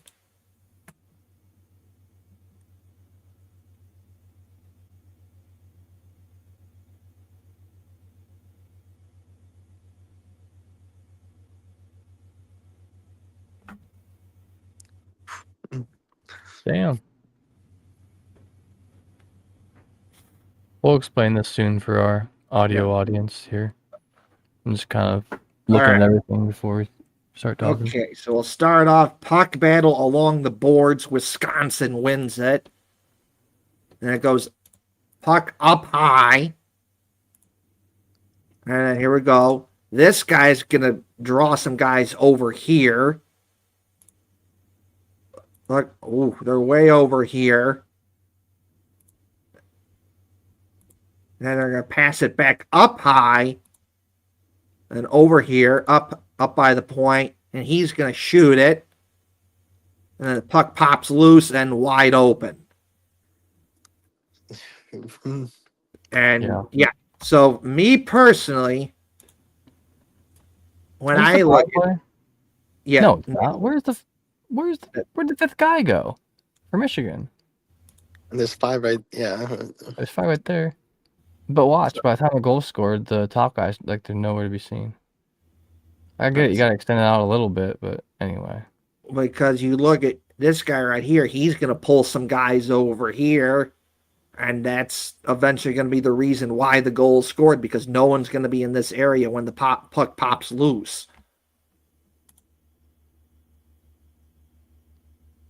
Look, everyone kind of pulls over here. Up high. Oh, he dropped his stick and had to go get one. Yeah. Or someone did. No, there's one down low, one there. One. Okay, there are. Maybe I just missed the count earlier. And then he's going to shoot, and puck pops loose and scores because no one's in the middle because, they got pulled over. Not staying disciplined. Good puck movement. Good puck movement, but Michigan State is not staying disciplined. Yeah. No, Wisconsin draws him to the right, draws him back to the left, goes back up top, and at this point, that basically makes like the defense have to like shift and just spread out, like Kevin was talking about, with just left no one in the middle. It's good movement by Wisconsin, especially against I think Michigan State says they were ranked number 1 at this point. Yep. And this is about 5 minutes into the second period. Wisconsin was already up 2-1 when they got their third goal here. Yeah. So pretty good movement. Yeah, the left point guy almost loses it here, but he gets it Yeah. back. Well, and there's a stick lane in the middle of the ice too. I guess he kind of passed it behind him a little bit. I think. Here we go. Here we go. 5 up to the top. Yeah. Which almost worked out because it drew that top guy even closer to him because he's like, oh, the puck's kind of loose. I can maybe get there. Yeah. No. But he shoots it, and then the puck's gonna pop loose, and because no one's in the middle, it's an easy goal. Boop.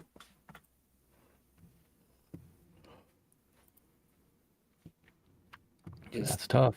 Not disciplined. If you stay in your lanes, this doesn't happen. But you're not disciplined.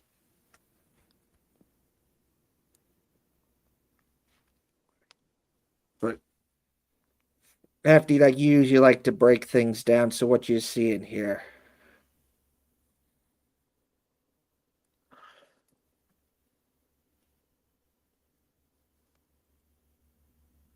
Hey, Hefty Duck. Sorry, what? You usually like to give your little breakdown here. So what you seeing here? Oh, I mean, I kind of did a little bit there, just talking about how it was nice that they, how well they were able to spread the Michigan State defense out here. Yeah. And realistically, I don't know. There's a second guy kind of up the middle of the ice. It's like 4 of them are like, this is not a bad defensive structure.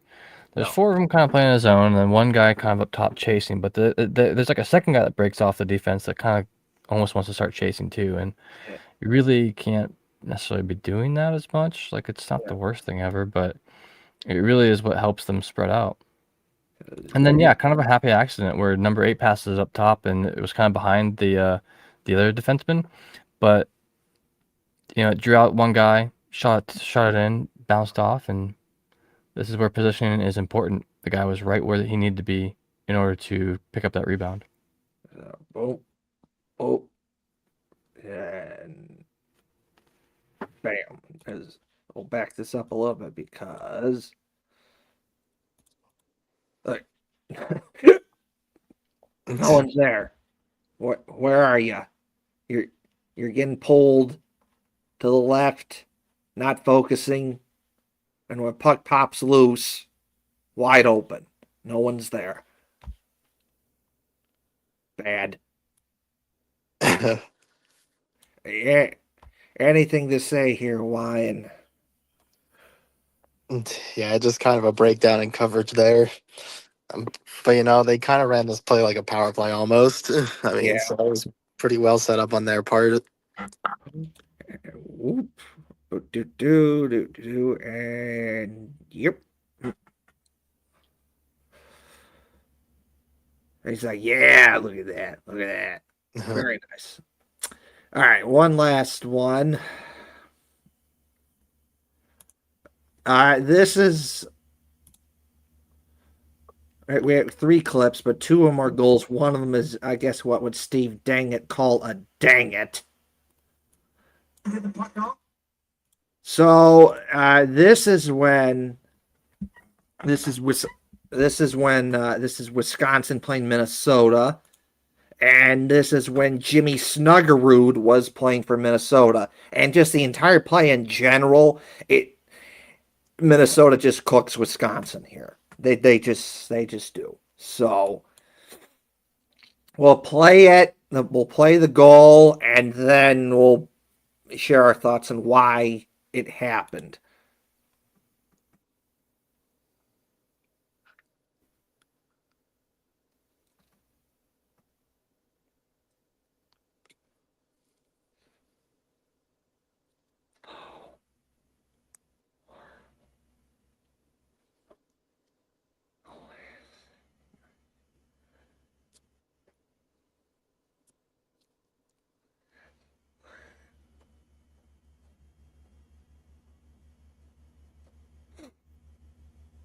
All right, what froze? Nothing. We're frozen, folks. So sorry. Nothing froze. Oh, there you are. You froze. Okay.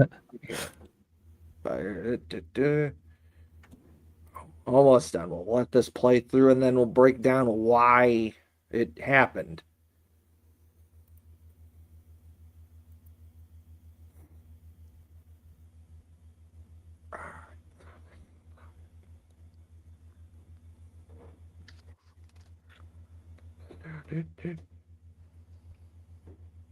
Alright. So this. Okay. This is my opinion on why I think this goal happened here. So you kind of got like a puck battle by the benches, and Wisconsin doesn't get it.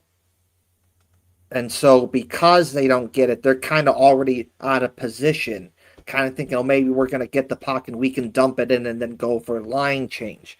But because they don't win the puck battle along by the benches, Minnesota gets it. They quickly pass it down to the offensive zone, and it was just too late because there's just no way that Wisconsin could have gone back in time to put a stop to that, to where you make 3 quick passes and then you're cooked. It's in the back of the net because you puck back along the benches here.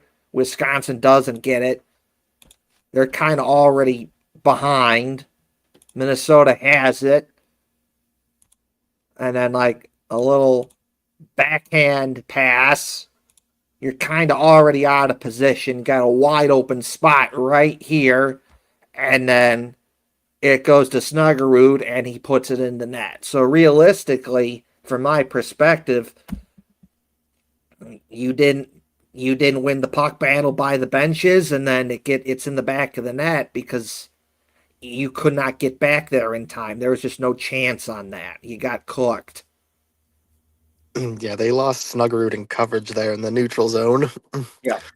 I think there was like 3 guys going after the guy with the puck. It just not good. Not good. Yeah, you can see here on the slow-mo, I mean, that was definitely some good puck handling skill too, to pass it backwards like that while moving forward. Bang. Pretty slick. I mean, you gotta like, I mean, I'm sure there's communication on the ice. You gotta know your dude's there for sure. Yeah. And then with like a no look, like behind, like passing behind you. But I mean, that was good aim. But you didn't win the puck battle here. You lose. Whoop. And now you're out of position. And yeah, not good. And again, wide open goal. Yeah. Yeah, there were like enough men to cover. It's just they weren't covering the right spots. You can see the Wisconsin guy so far off of the Minnesota guy behind him. It just Yeah, they had to close off that passing lane there. Yeah. They did not. Well, and to be fair, you know, the backwards pass probably threw them off a little bit because I thought, oh, this guy's going to go to the corner. He's going to go around the back of the net or something like that. Not expecting the backwards pass and then right across the ice. So really good. Good skill from Minnesota. Well, great positioning. Yeah, like, I'm not even sure if they're fully aware of Snuggerud either. Like, no, they kind of have their backs turned to him. Yeah. Yeah, like Kevin said, they're all just like watching the puck. Mm-hmm. And you know how they say, keep your eye on the puck, keep your eye on the ball. Yeah. Not all the time. Not 100% of the time. Right here, there's a good point. They're like, okay, it's pretty good. You got a guy right on him. If he tries to pass it, it probably gets picked off. So they're probably thinking, okay, he's going to have to go around. But then, oops, a little backhand pass, and then wide open space right here goes to Snuggerud, and it's a goal. They get cooked there. Oops. So it's you don't think one mistake like losing the puck battle along the benches makes a difference, but it does in this instance because it's in the back of the net because you lost that puck battle by the benches. Yeah. If you win that puck battle, this doesn't happen because you have enough time to regroup and get ready for the next play. But you didn't do that, and now you don't have enough time to get back there, and then you get cooked. Yeah, the game is like 70% puck battling Yeah. with like some passes and some shooting in there. That's like a lot of the game. So you really just gotta be on top of that. Be smarter with it too. It looked like they might have been wanting to go for a line change, so they were like just maybe trying to like get up the ice a little bit. I don't know. They look tired. That's just me. Looks like a guy just came on from a line change Yeah. for Wisconsin, Yeah. and that's who went for the fucking. Lost. Yeah. So, oop. And there we go. And you're cooked. Cooked. Sad. Oh. One last time we'll play this, and then I got a clip of what I think, in my opinion, Steve Dangle would consider a Would. dang it.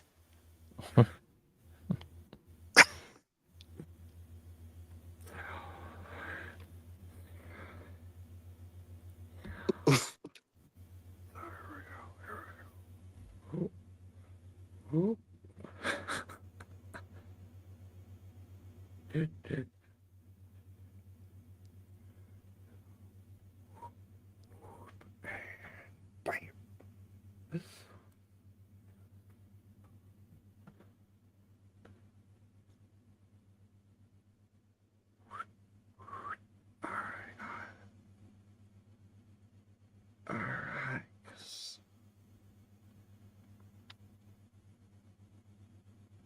All right. Now, on to the next thing. So, I'm going to say this is what Steve Dangle, in my opinion, would consider a dang it, because we have Notre Dame playing Minnesota.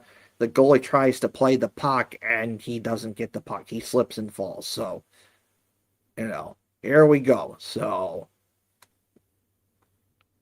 here we go. I'm going to get it. Oh, he fell. Dang it.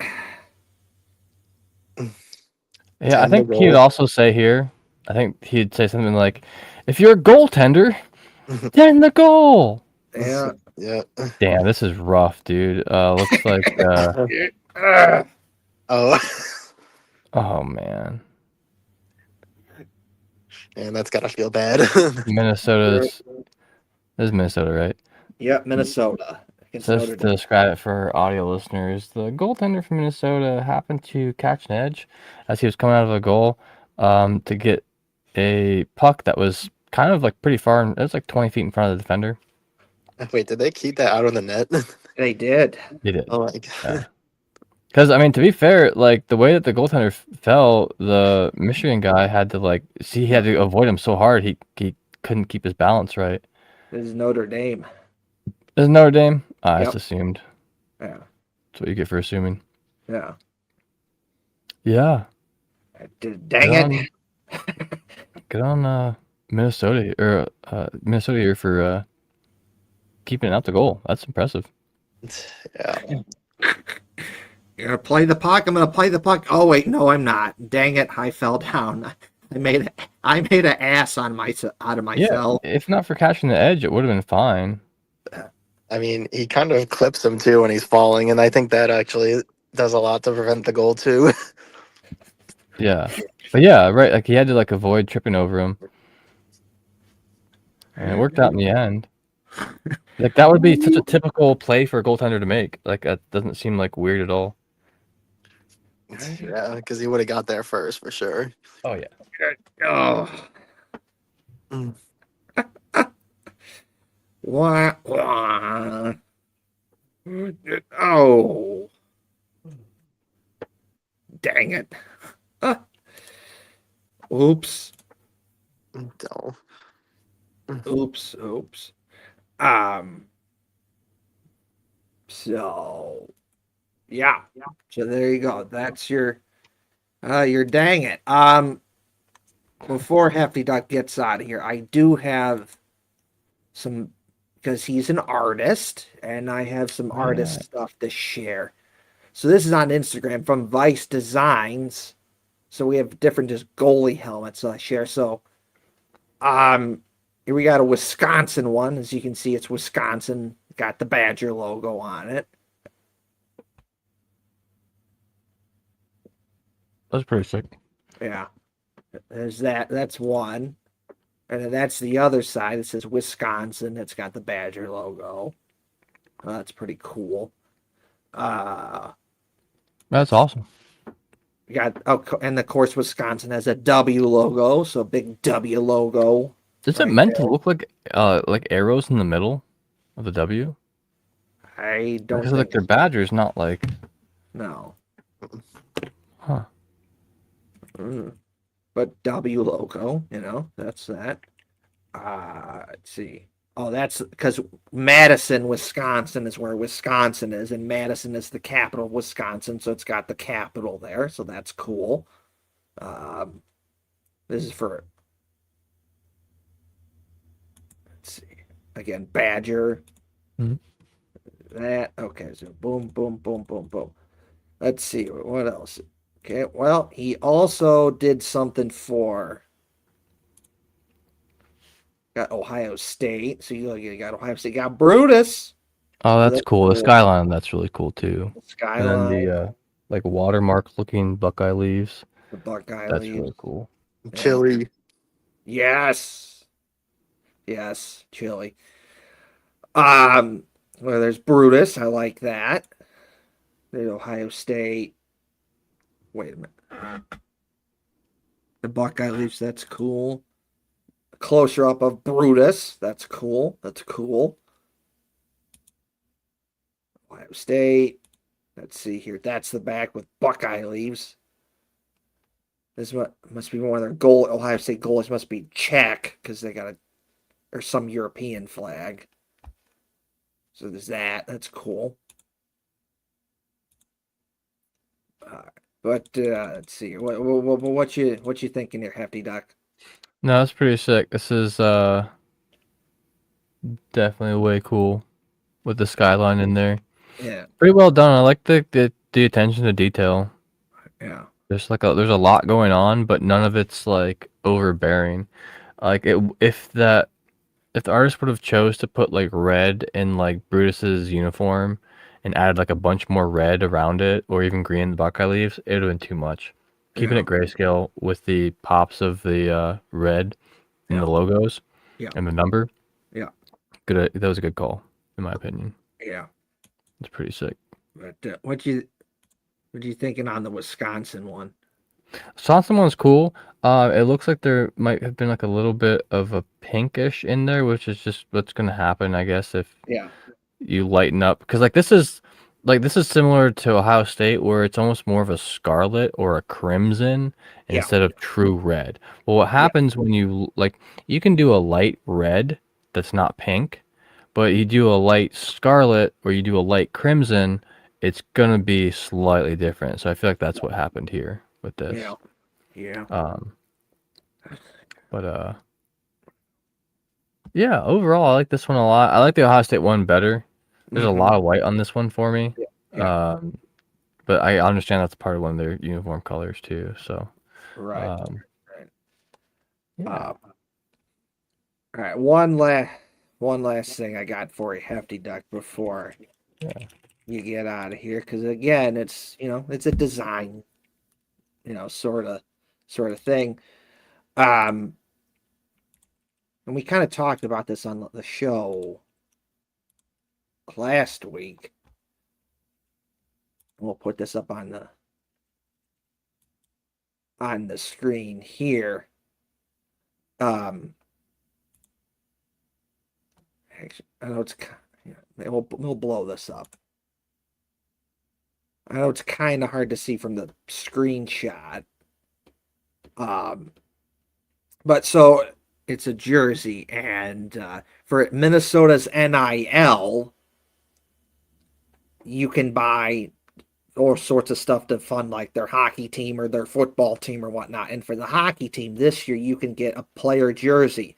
And that's not what's, I mean, it's a good looking jersey, but what stood out to me is they're using the correct Gopher logo that we all love and that we've all talked about on the show here, which is the hockey stick, the Gopher with the hockey stick logo. Let's see if I can blow. See if I can blow this. I can blow this up here so we can get a better view of it. But when I saw that, I just had to share that. Let's see here. Let's blow this up here. Yeah, so they're doing a mostly maroon with like yellow shoulders, yellow stripes, yellow and white stripes on the elbows and the waist, with the Gopher logo in the middle. I like this. It doesn't stick out quite as much as the yellow jerseys do with the logo in it. Yeah. Just because the Gopher himself is wearing a maroon jersey with yellow lettering, which makes sense that they would also do the maroon jerseys. So like that's pretty cool. So we'll blow this up here. Okay, so here we go. Let's see here. Okay, see that looks better. You see that now? Yeah. That looks better. See. No, I'm sorry. I meant like the jerseys background. Yeah. Yeah. Or whatever. But that looks better. I like that a lot. I really like that logo on the jersey, and like if I had to get a Gophers jersey, this is the one I would get. But also if Minnesota can do this where they can put their awesome mascot logo on a jersey, then just want to throw this one out there. Like, why can't Ohio State do it? Come on. Yeah, they only have one Brutus logo jersey, and it's the women's, and it's one of the coolest jerseys to have ever existed. I'm just saying, like, I think Ohio State, I think you need another jersey where it's like that, with that logo on it. Just saying, come on. Sick.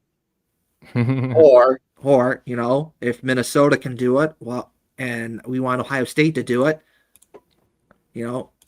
what about Michigan State? Put this on a hockey jersey, I think that'd look cool. Or what about Wisconsin? Come on, Wisconsin, put your awesome Badger logo like this on a hockey jersey. That would be cool. I would like to see that. So, just saying that if Minnesota can do it, they can put their cool Gopher logo on a hockey jersey. Then come on now. Come on now, Ohio State. I need you to do it. Come on now. Do it. So just putting that one out there. Just come on now.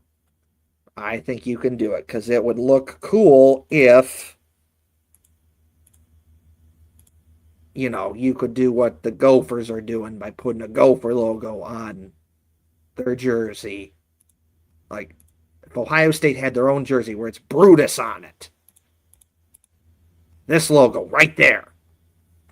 Come on. Come on, Ohio State. Come on now. You put this logo on hats and shirts and a sweatshirt and a jersey. It'd be awesome. You should do it. You should be like Minnesota and put your mascot logo on a jersey like this because this is cool.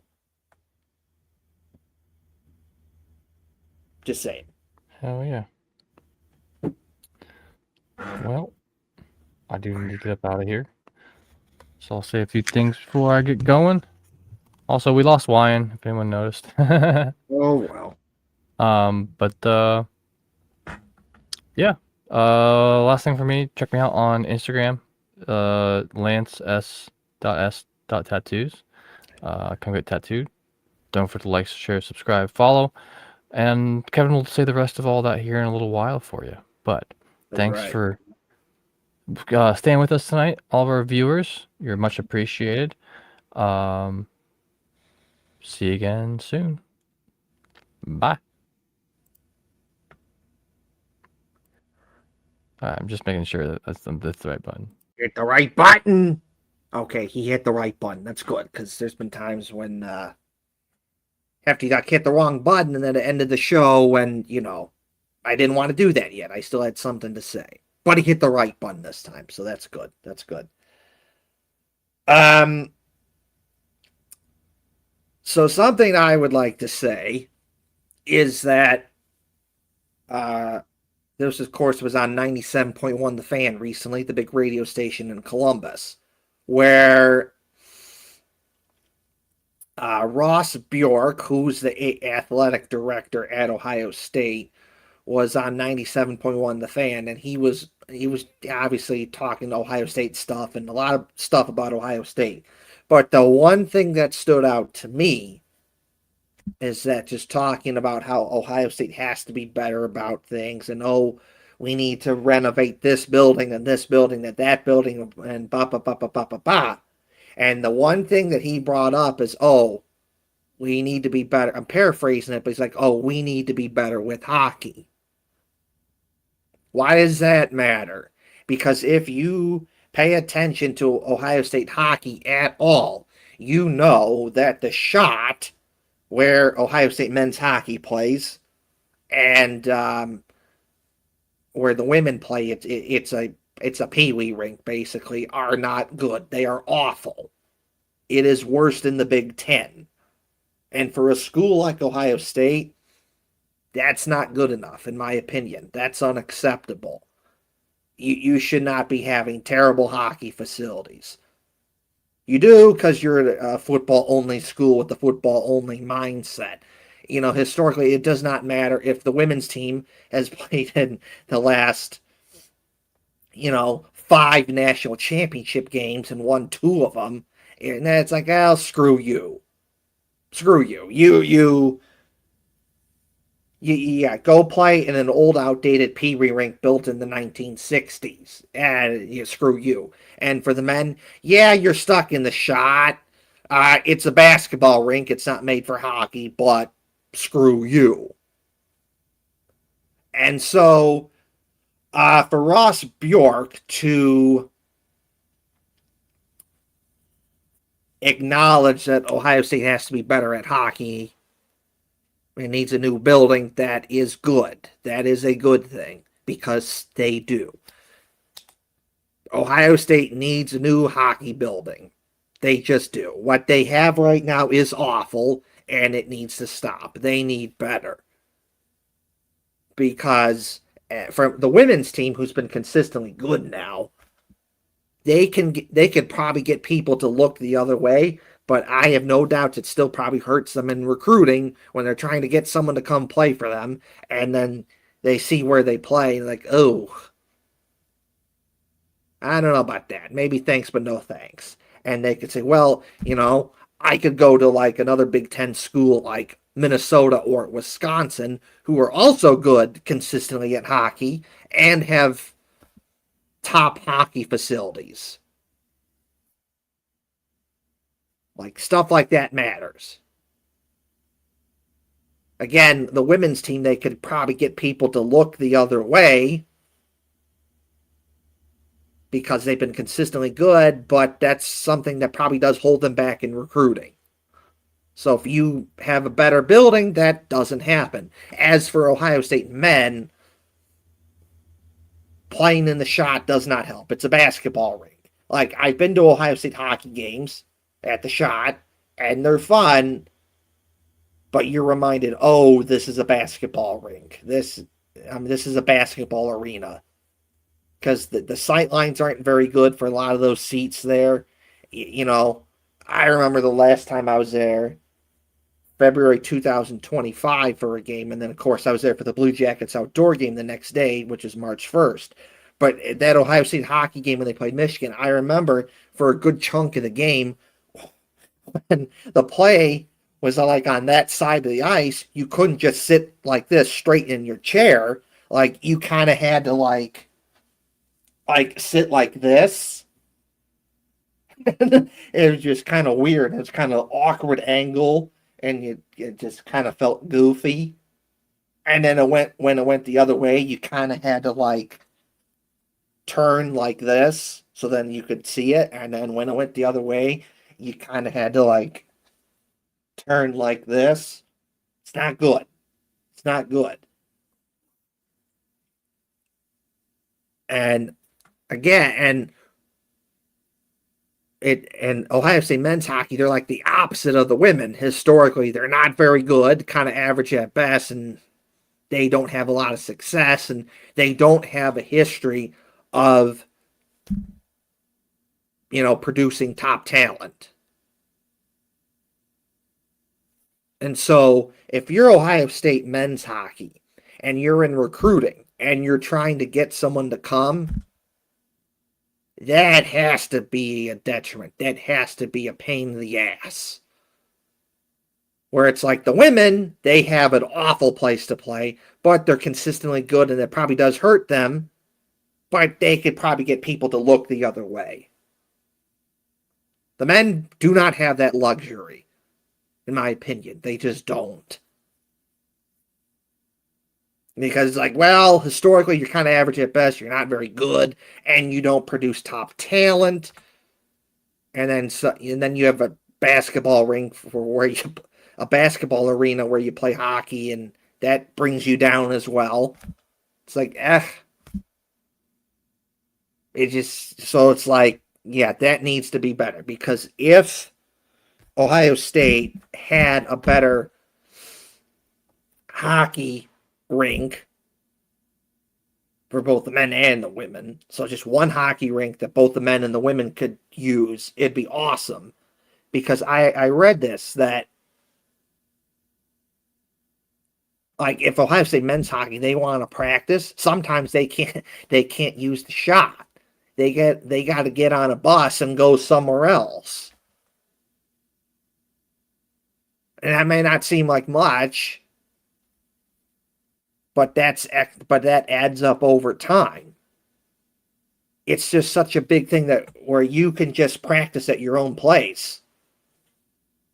Like the Blue Jackets, they do that. They don't have to go anywhere, and they practice. It's like, okay, you can practice at Nationwide Arena, or you can go to the Ohio Health Ice House, which is connected to Nationwide Arena. You don't have to go anywhere. But when you have to go somewhere like Ohio State does sometimes, that's not good. You need to have a better hockey facility. And if Ohio State had a better hockey facility, yes, the women would benefit from it, but it would be more so the men would really benefit from it.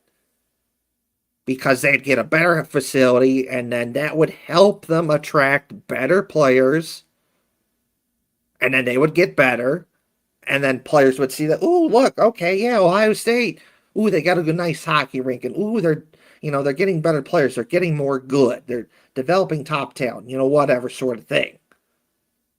But unfortunately, they don't really have any of that. They just don't. There is no Johnny Gaudreau coming out of Ohio State. There is no, Adam Fantilli. They're coming out of Ohio State. There is no, a Jack Eichel talent coming out of Ohio State. There is no Brock Faber. There is no Matthew Nyes.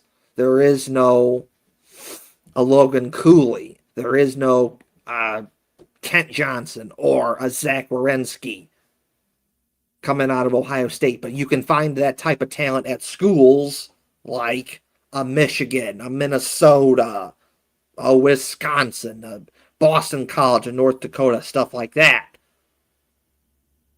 Because they have good hockey facilities, and they've put the time and effort into hockey facilities, which historically Ohio State has not done. They've just been a football-only school.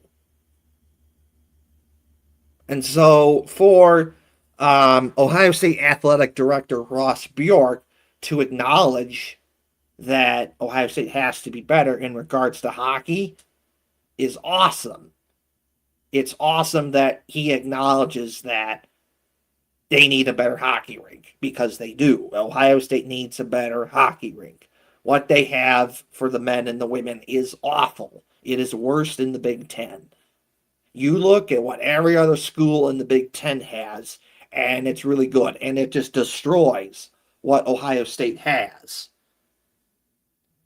It doesn't have to be like that, but it is.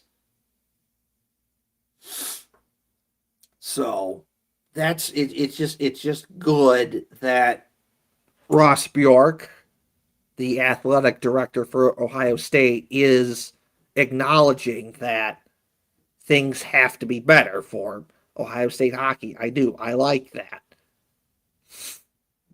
Now, another thing that I saw, a video recently that the Big Ten Network recently put out on social media, is it's showing the improvements that has happened at the shot. And it's cool to see the improvements and, a better locker room and better this, better that. And I got stuff on the wall of like their achievements and all this sort of stuff, and that's cool that happened. But at the same time, it's like it's still lipstick on a pig. If going from 0 out of 10 to 2 out of 10, it's still not very good. It's still kind of like lipstick on a pig. And the lipstick on a pig is that, well, the shot still sucks. It needs to be better.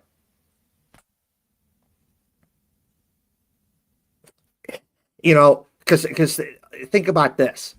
This has happened before, where Ohio State has a hockey game and they can't use the shot. They've had to go at Nationwide Arena, where the Blue Jackets play, and play a hockey game there because they can't use that. Like, to me, that's stupid. That's idiotic. Like, that's the main. Ohio State is like the main reason that the shot exists. There's other stuff that happens there. You got concerts and high school basketball plays there and high school wrestling plays there.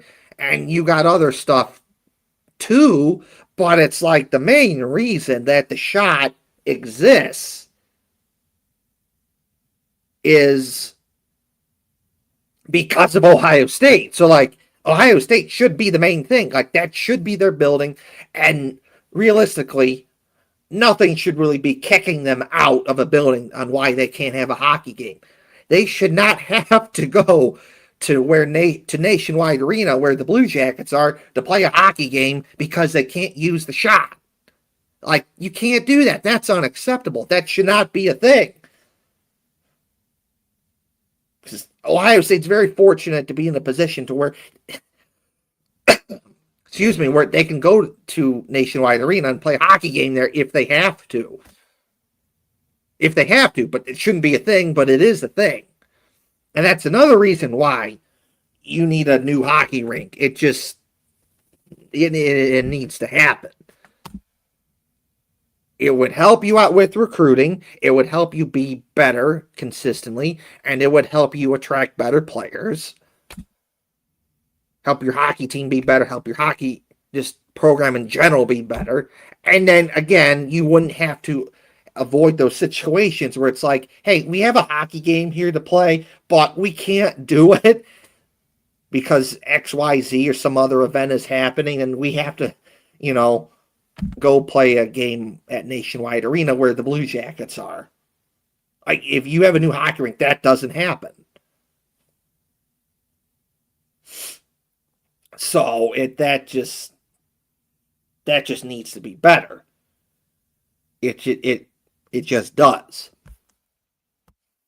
And one of the last things I would like to say today before I get out of here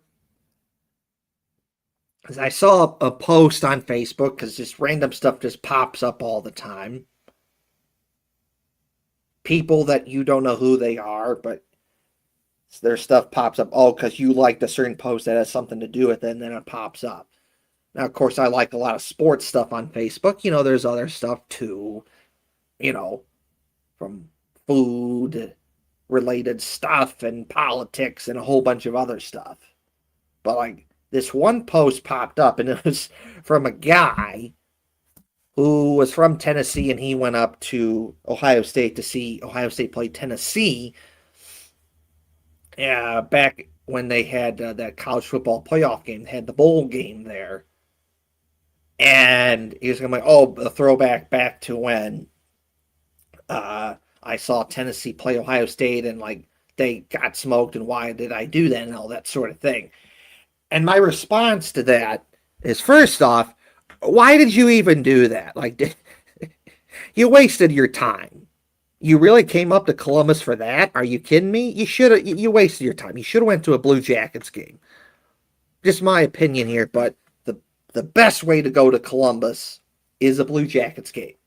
You should have done that. You should have went to a Blue Jackets game instead of that, because what happened was Ohio State smoked Tennessee's ass, and that was a very likely outcome. Because if we're being honest here, Ohio State's like way up here. They're way up here, and Tennessee's like here. Did you really think that right here was going to beat way up here? Like, no. That was never going to happen. You wasted your time. I mean, cool. Thanks for helping out the Columbus economy and everything, but it's like, why'd you do that? You wasted your time. You wasted your time. Going there, watching, your team, Tennessee, that's not even close to being on Ohio State's level, gets smoked. And all that trash talking, oh, Tennessee's good and we're going to beat Ohio State, and oh, Nayland North and this and that and blah, blah, blah, blah, blah. And guess what? You get nothing. You get smoked. So enough of that BS. But no, you should have went to a Blue Jackets game. Don't waste your time going to that Ohio State stuff when you know that your team playing Ohio State's going to get smoked. They're just going to get smoked. Like, if you want to have a chance at beating Ohio State, you need to be a Georgia. You need to be a Michigan. You need to be an Alabama. You need to be that type of a school. And if you're not that school, guess what? You're not beating Ohio State. That's just how it is. So you wasted your time. And you went to Columbus the wrong way, in my opinion. I've been to Ohio State games. They're fun and everything, but it's like, my goodness. Ohio State is just like way up here. And then like everyone they play except for like Michigan or like two other teams. Mine are like down here. Like Michigan and two other teams are like up here, but every time it's like down here. It's so disgustingly weak. It's not even a competition. The game's over by like the second quarter. Ohio State's blowing them out by like 50. So, just so that guy that came up for Ohio State, Tennessee, kind of wasted your time. You went to Columbus wrong, in my opinion. You should have went to a Blue Jackets game, because that is way better than Ohio State, in my opinion. You're definitely more competitive and you're getting more bang for your buck. Because in hockey, anyone can beat anyone on any given night. It does not matter who you are. Anyone can beat anyone on any given night. You can't say that about college football. Because the teams that are good, the Ohio State, the Michigan, the Georgia, the Alabama, schools like that, they're always good, and more likely than not, they're going to smoke every team, and then maybe they'll have like a tough game or two, and that's it. Like, you're more likely than not, you're not beating Ohio State. You're not on their level. And that's just how it is. So, just my opinion here. If you're coming to Columbus, go to a Blue Jackets game. That's way better. It just is. That's just my opinion. Hockey's better, in my opinion. You're getting more bang for your buck. It's more competitive. Anyone can beat anyone on any given night. And it's not like that for Ohio State. They just smoke teams. And it's like, okay, cool. Game's over by like the second quarter. But anyways, things. There's just that. And another thing I like to say is there like some like stupid rule in the Big Ten that like you have to do something like really stupid? Is that like a thing? Because like Penn State gets busted for Jerry Sandusky, and then now they're getting busted because they're doing a drug ring with cocaine, which is stupid. Michigan State had Larry Nazar doing some very inappropriate things to, gymnastics, girls. We'll just put it that very inappropriate stuff.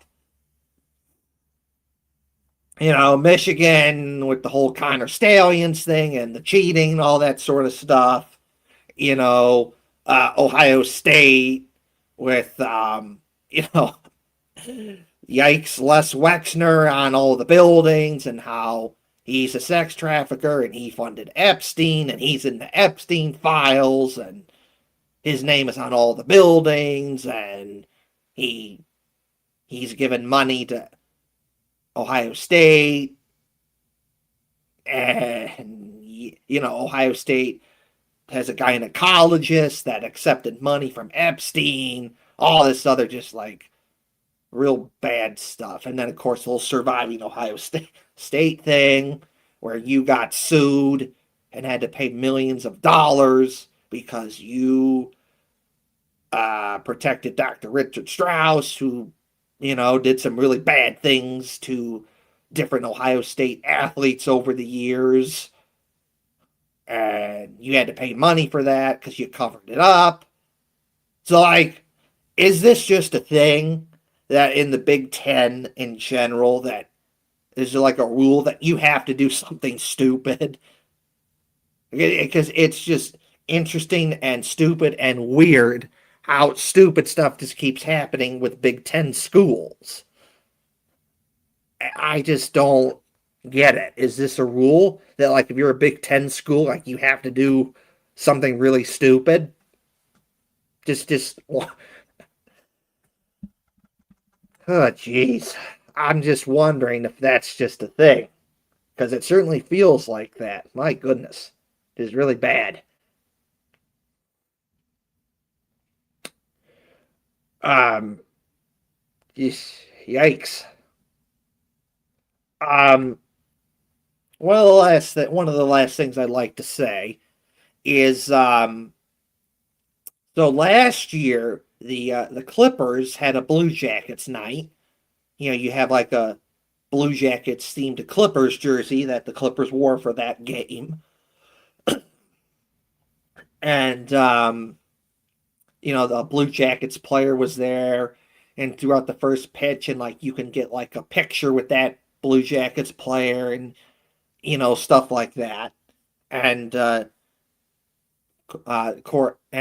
Clippers are doing it again this year. So the Columbus Clippers, the minor league affiliate for the Cleveland Guardians, they're having another Blue Jackets night in September. It's September 4th, where again they're going to be wearing Blue Jackets themed Clippers jerseys. And then obviously a Blue Jackets player will be there. And probably Stinger too, because Stinger was at the last Blue Jackets night at the Clippers game, so Stinger's probably going to be there as well. And, it's just, it looks fun. If I lived in Columbus, I'd go. Clippers games are fun. And I'd go to Blue Jackets night, because that's fun. Big Blue Jackets guy. I always got to show support for the Blue Jackets. So if I lived in Columbus, I'd go. So Blue Jackets night at a Clippers game in September. So that's pretty cool. I like it when, sports teams in Ohio, come together and show support for each other. So I like that. I really do like that. That is cool. I like this. And then this is probably the last topic I'll talk about, and then I'm gonna promote my stuff and then get out of here. But I understand that blue can be seen as a bad color because Michigan. I understand that. You don't have to tell me that as a guy that's been an Ohio State fan for basically 99% of his life. So I understand that. You don't have to tell me that. But at the same time, we got to get rid of this blue is bad color nonsense. It's stupid and idiotic. Because I'll tell you why. Because blue does not always equal Michigan. It doesn't. Blue equals the Clippers. The Clippers have blue. Blue equals the Guardians. And when they were the Indians wore blue. Blue is the Cavs. The Cavs wear blue. Blue is the Monsters. The Monsters wear blue. At one point in time, the Reds wore blue. Blue is the Blue Jackets. Context matters. So to a certain extent, we got to get rid of this stupid, idiotic nonsense that is blue equals bad color. We got to stop. Stop. It's not always a bad color. We got to stop. Because ABC 6 News, I like you. You do good Blue Jackets coverage, and you do stuff that other people in the Columbus media should do, which is, actually pay attention to the Blue Jackets instead of just, kissing Ohio State's ass. But even you have fallen into this little trap because you made a post in summer 2025. I do believe it was August of 2025, where you got a new employee, and the new employee, I think it was a woman, was at an Ohio State store. It was a College Tradition, which is a good Ohio State store. And oh, no blue. We got to teach her no blue because, Ohio State and go Bucks and, Michigan bad. And it's we're not doing that. No. Get rid of that. Blue is not always a bad color. And I made that comment no. I'm paraphrasing it, but basically the comment was, no, blue is a good color. The Blue Jackets. She can wear blue for Blue Jackets games. And I put ABC 6 News in their place. They agreed with me here because they commented oh, you know what? You're right. You're right. You're right. Because blue is not always a bad color. Got to get out of this mindset that blue equals Michigan, therefore bad color. Context matters. If it's Michigan, okay, yes, I can see why you say blue equals bad color. But it's not always the case. Blue Jackets, blue. There's other Ohio teams as well that wear blue. So you got to get rid of this, blue equals bad color. No, get rid of that. That's not always the case. Get rid of that. And the last thing I'll say about this is Jeremiah Smith. Of course, the really good receiver for Ohio State, who is a stud, really good player. He tells a story. Of course, Urban Meyer, former Ohio State football coach, legend, stud, the best Ohio State football coach in my lifetime. Never lost to Michigan, 7-0. Won the national championship the correct way, which is you beat Michigan, you win the Big Ten national championship. Not what Ryan Day did, in my opinion. He did it the wrong way, incorrect. You did not win the Big Ten. You finished fourth in the Big Ten. You didn't win the Big Ten. You lost to Michigan and national championship. Kind of weak. You need it all. The correct way is beat Michigan, win the Big Ten national championship. Jim Tressel did it. Urban Meyer did it.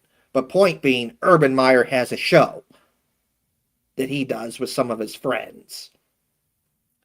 And Jeremiah Smith is on the show, and he tells a story about how he began to not like Michigan. And he tells a story about how he was on a recruiting trip. He's at Ohio State, and he wore a blue shirt that day. And, he didn't think much of it at the time.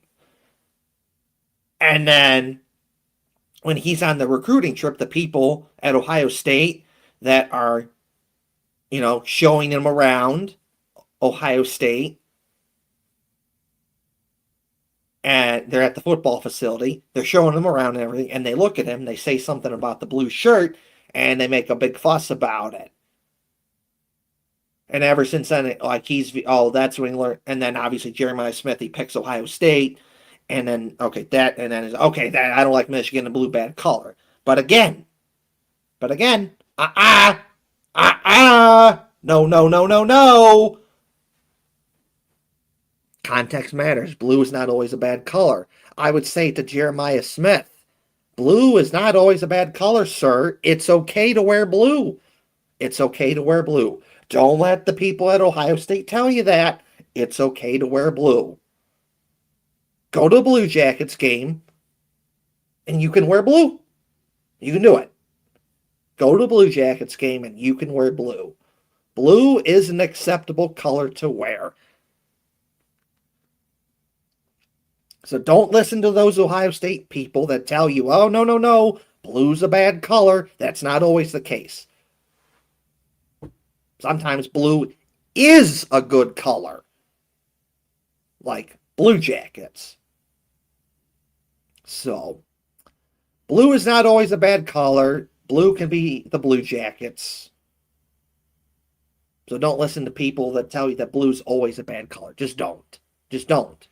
Blue can be a good color, like the Blue Jackets. Just saying. Just, put that one out there. Blue is not always a bad color.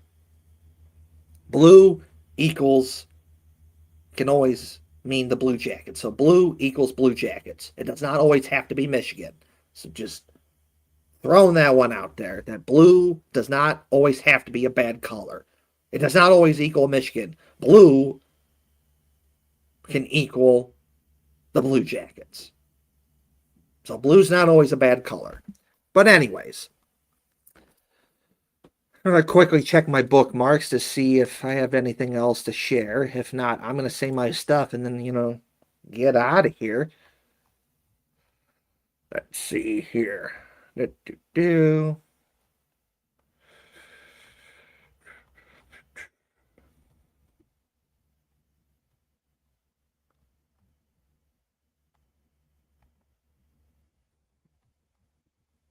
see here.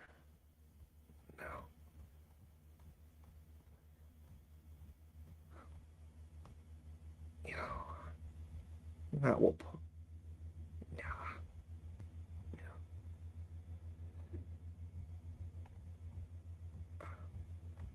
let's see here. No. Let's see here.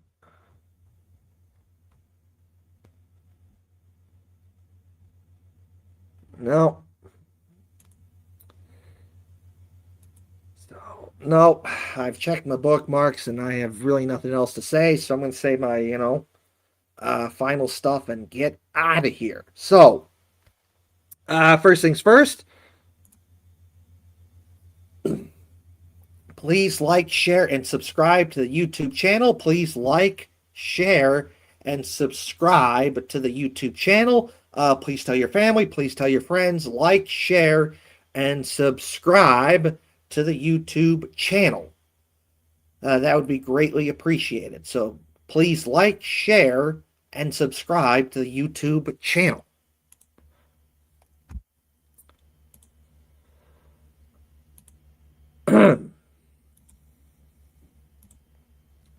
Let's see here.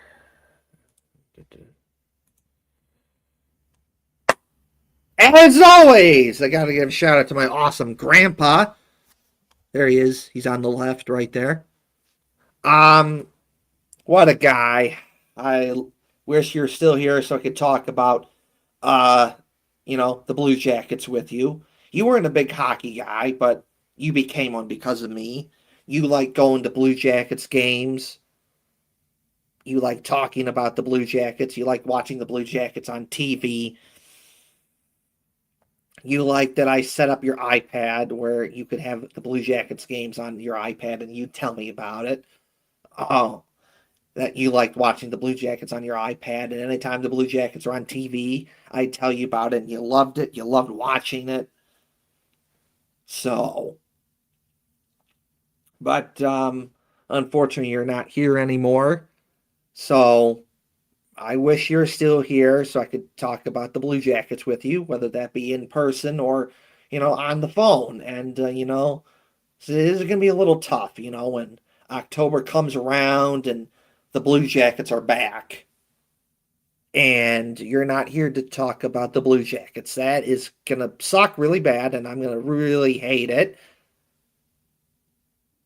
And not going to be a big fan. That's not going to be very fun. I wish you're still here to talk about the Blue Jackets with you. So, wish you're still here so I could talk about the Blue Jackets with you. You will be missed very much by your family and your friends, including me. So, shout out to my awesome grandpa.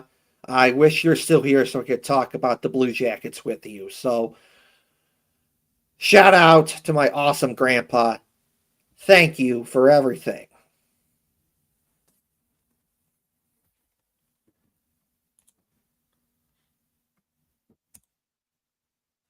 And of course, I have to give a shout out to my awesome Uncle Doc, who another big hockey fan, and I love talking hockey with you. You're a big Blackhawks guy, but the Blue Jackets became your second favorite team, and that was cool, and I appreciate it. And I'd give you Blue Jacket stuff, and you'd wear it. I gave you a hat one time, a Blue Jackets hat, and you loved wearing it. It was a blue camo Blue Jackets hat. You loved wearing it.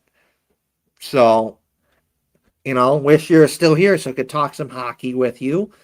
You could share your thoughts on how you think the Blackhawks season went, and I could share my thoughts on how I think the Blue Jackets season went. And love seeing you at birthday parties and family get-togethers and holidays like Thanksgiving and Christmas and Easter and so much more. Family parties and family get-togethers. So, shout out to my awesome Uncle Doc. I wish you're still here so I could talk hockey with you. Shout out to my awesome Uncle Doc. Thank you for everything.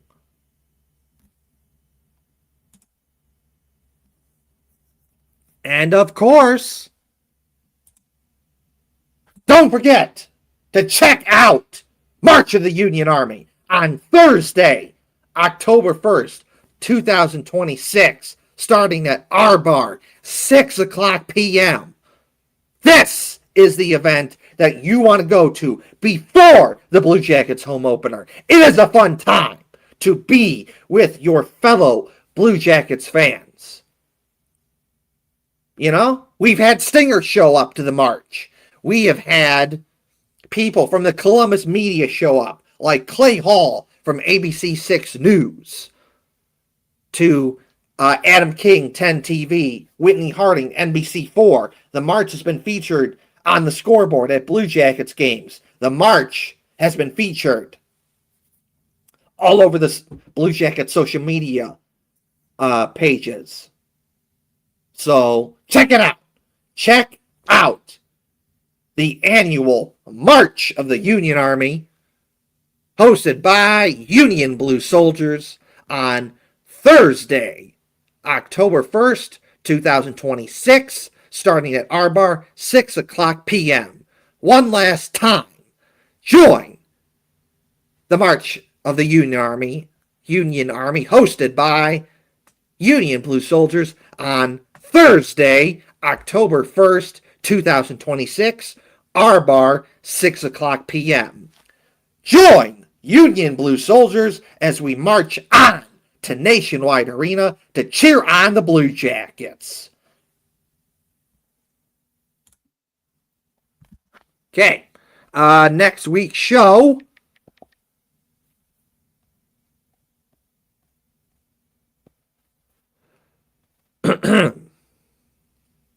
Next week's show will be on Monday, August 31st, 2026, live on YouTube and Twitter at 7 o'clock p.m. Eastern Time. Again, the next show is going to be on Monday, August 31st, 2026. Again, one last time, the next show is going to be on Monday, August 31st, 2026 at 7 o'clock p.m. Eastern Time. So, we'll see you then.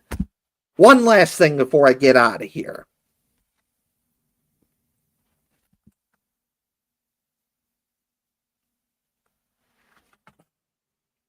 Don't forget to check out Union Blue Soldiers. Follow Union Blue Soldiers on all social media platforms. Check out Union Blue Soldiers. Check out Union Blue Soldiers.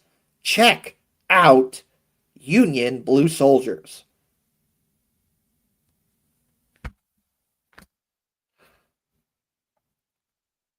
So, that's going to be the end of the show here. That's going to be the end of the show. So, thank you for watching from Hefty Duck and Wyan and me, Kevin. We say thank you for watching the show, and we will see you next time. Bye now!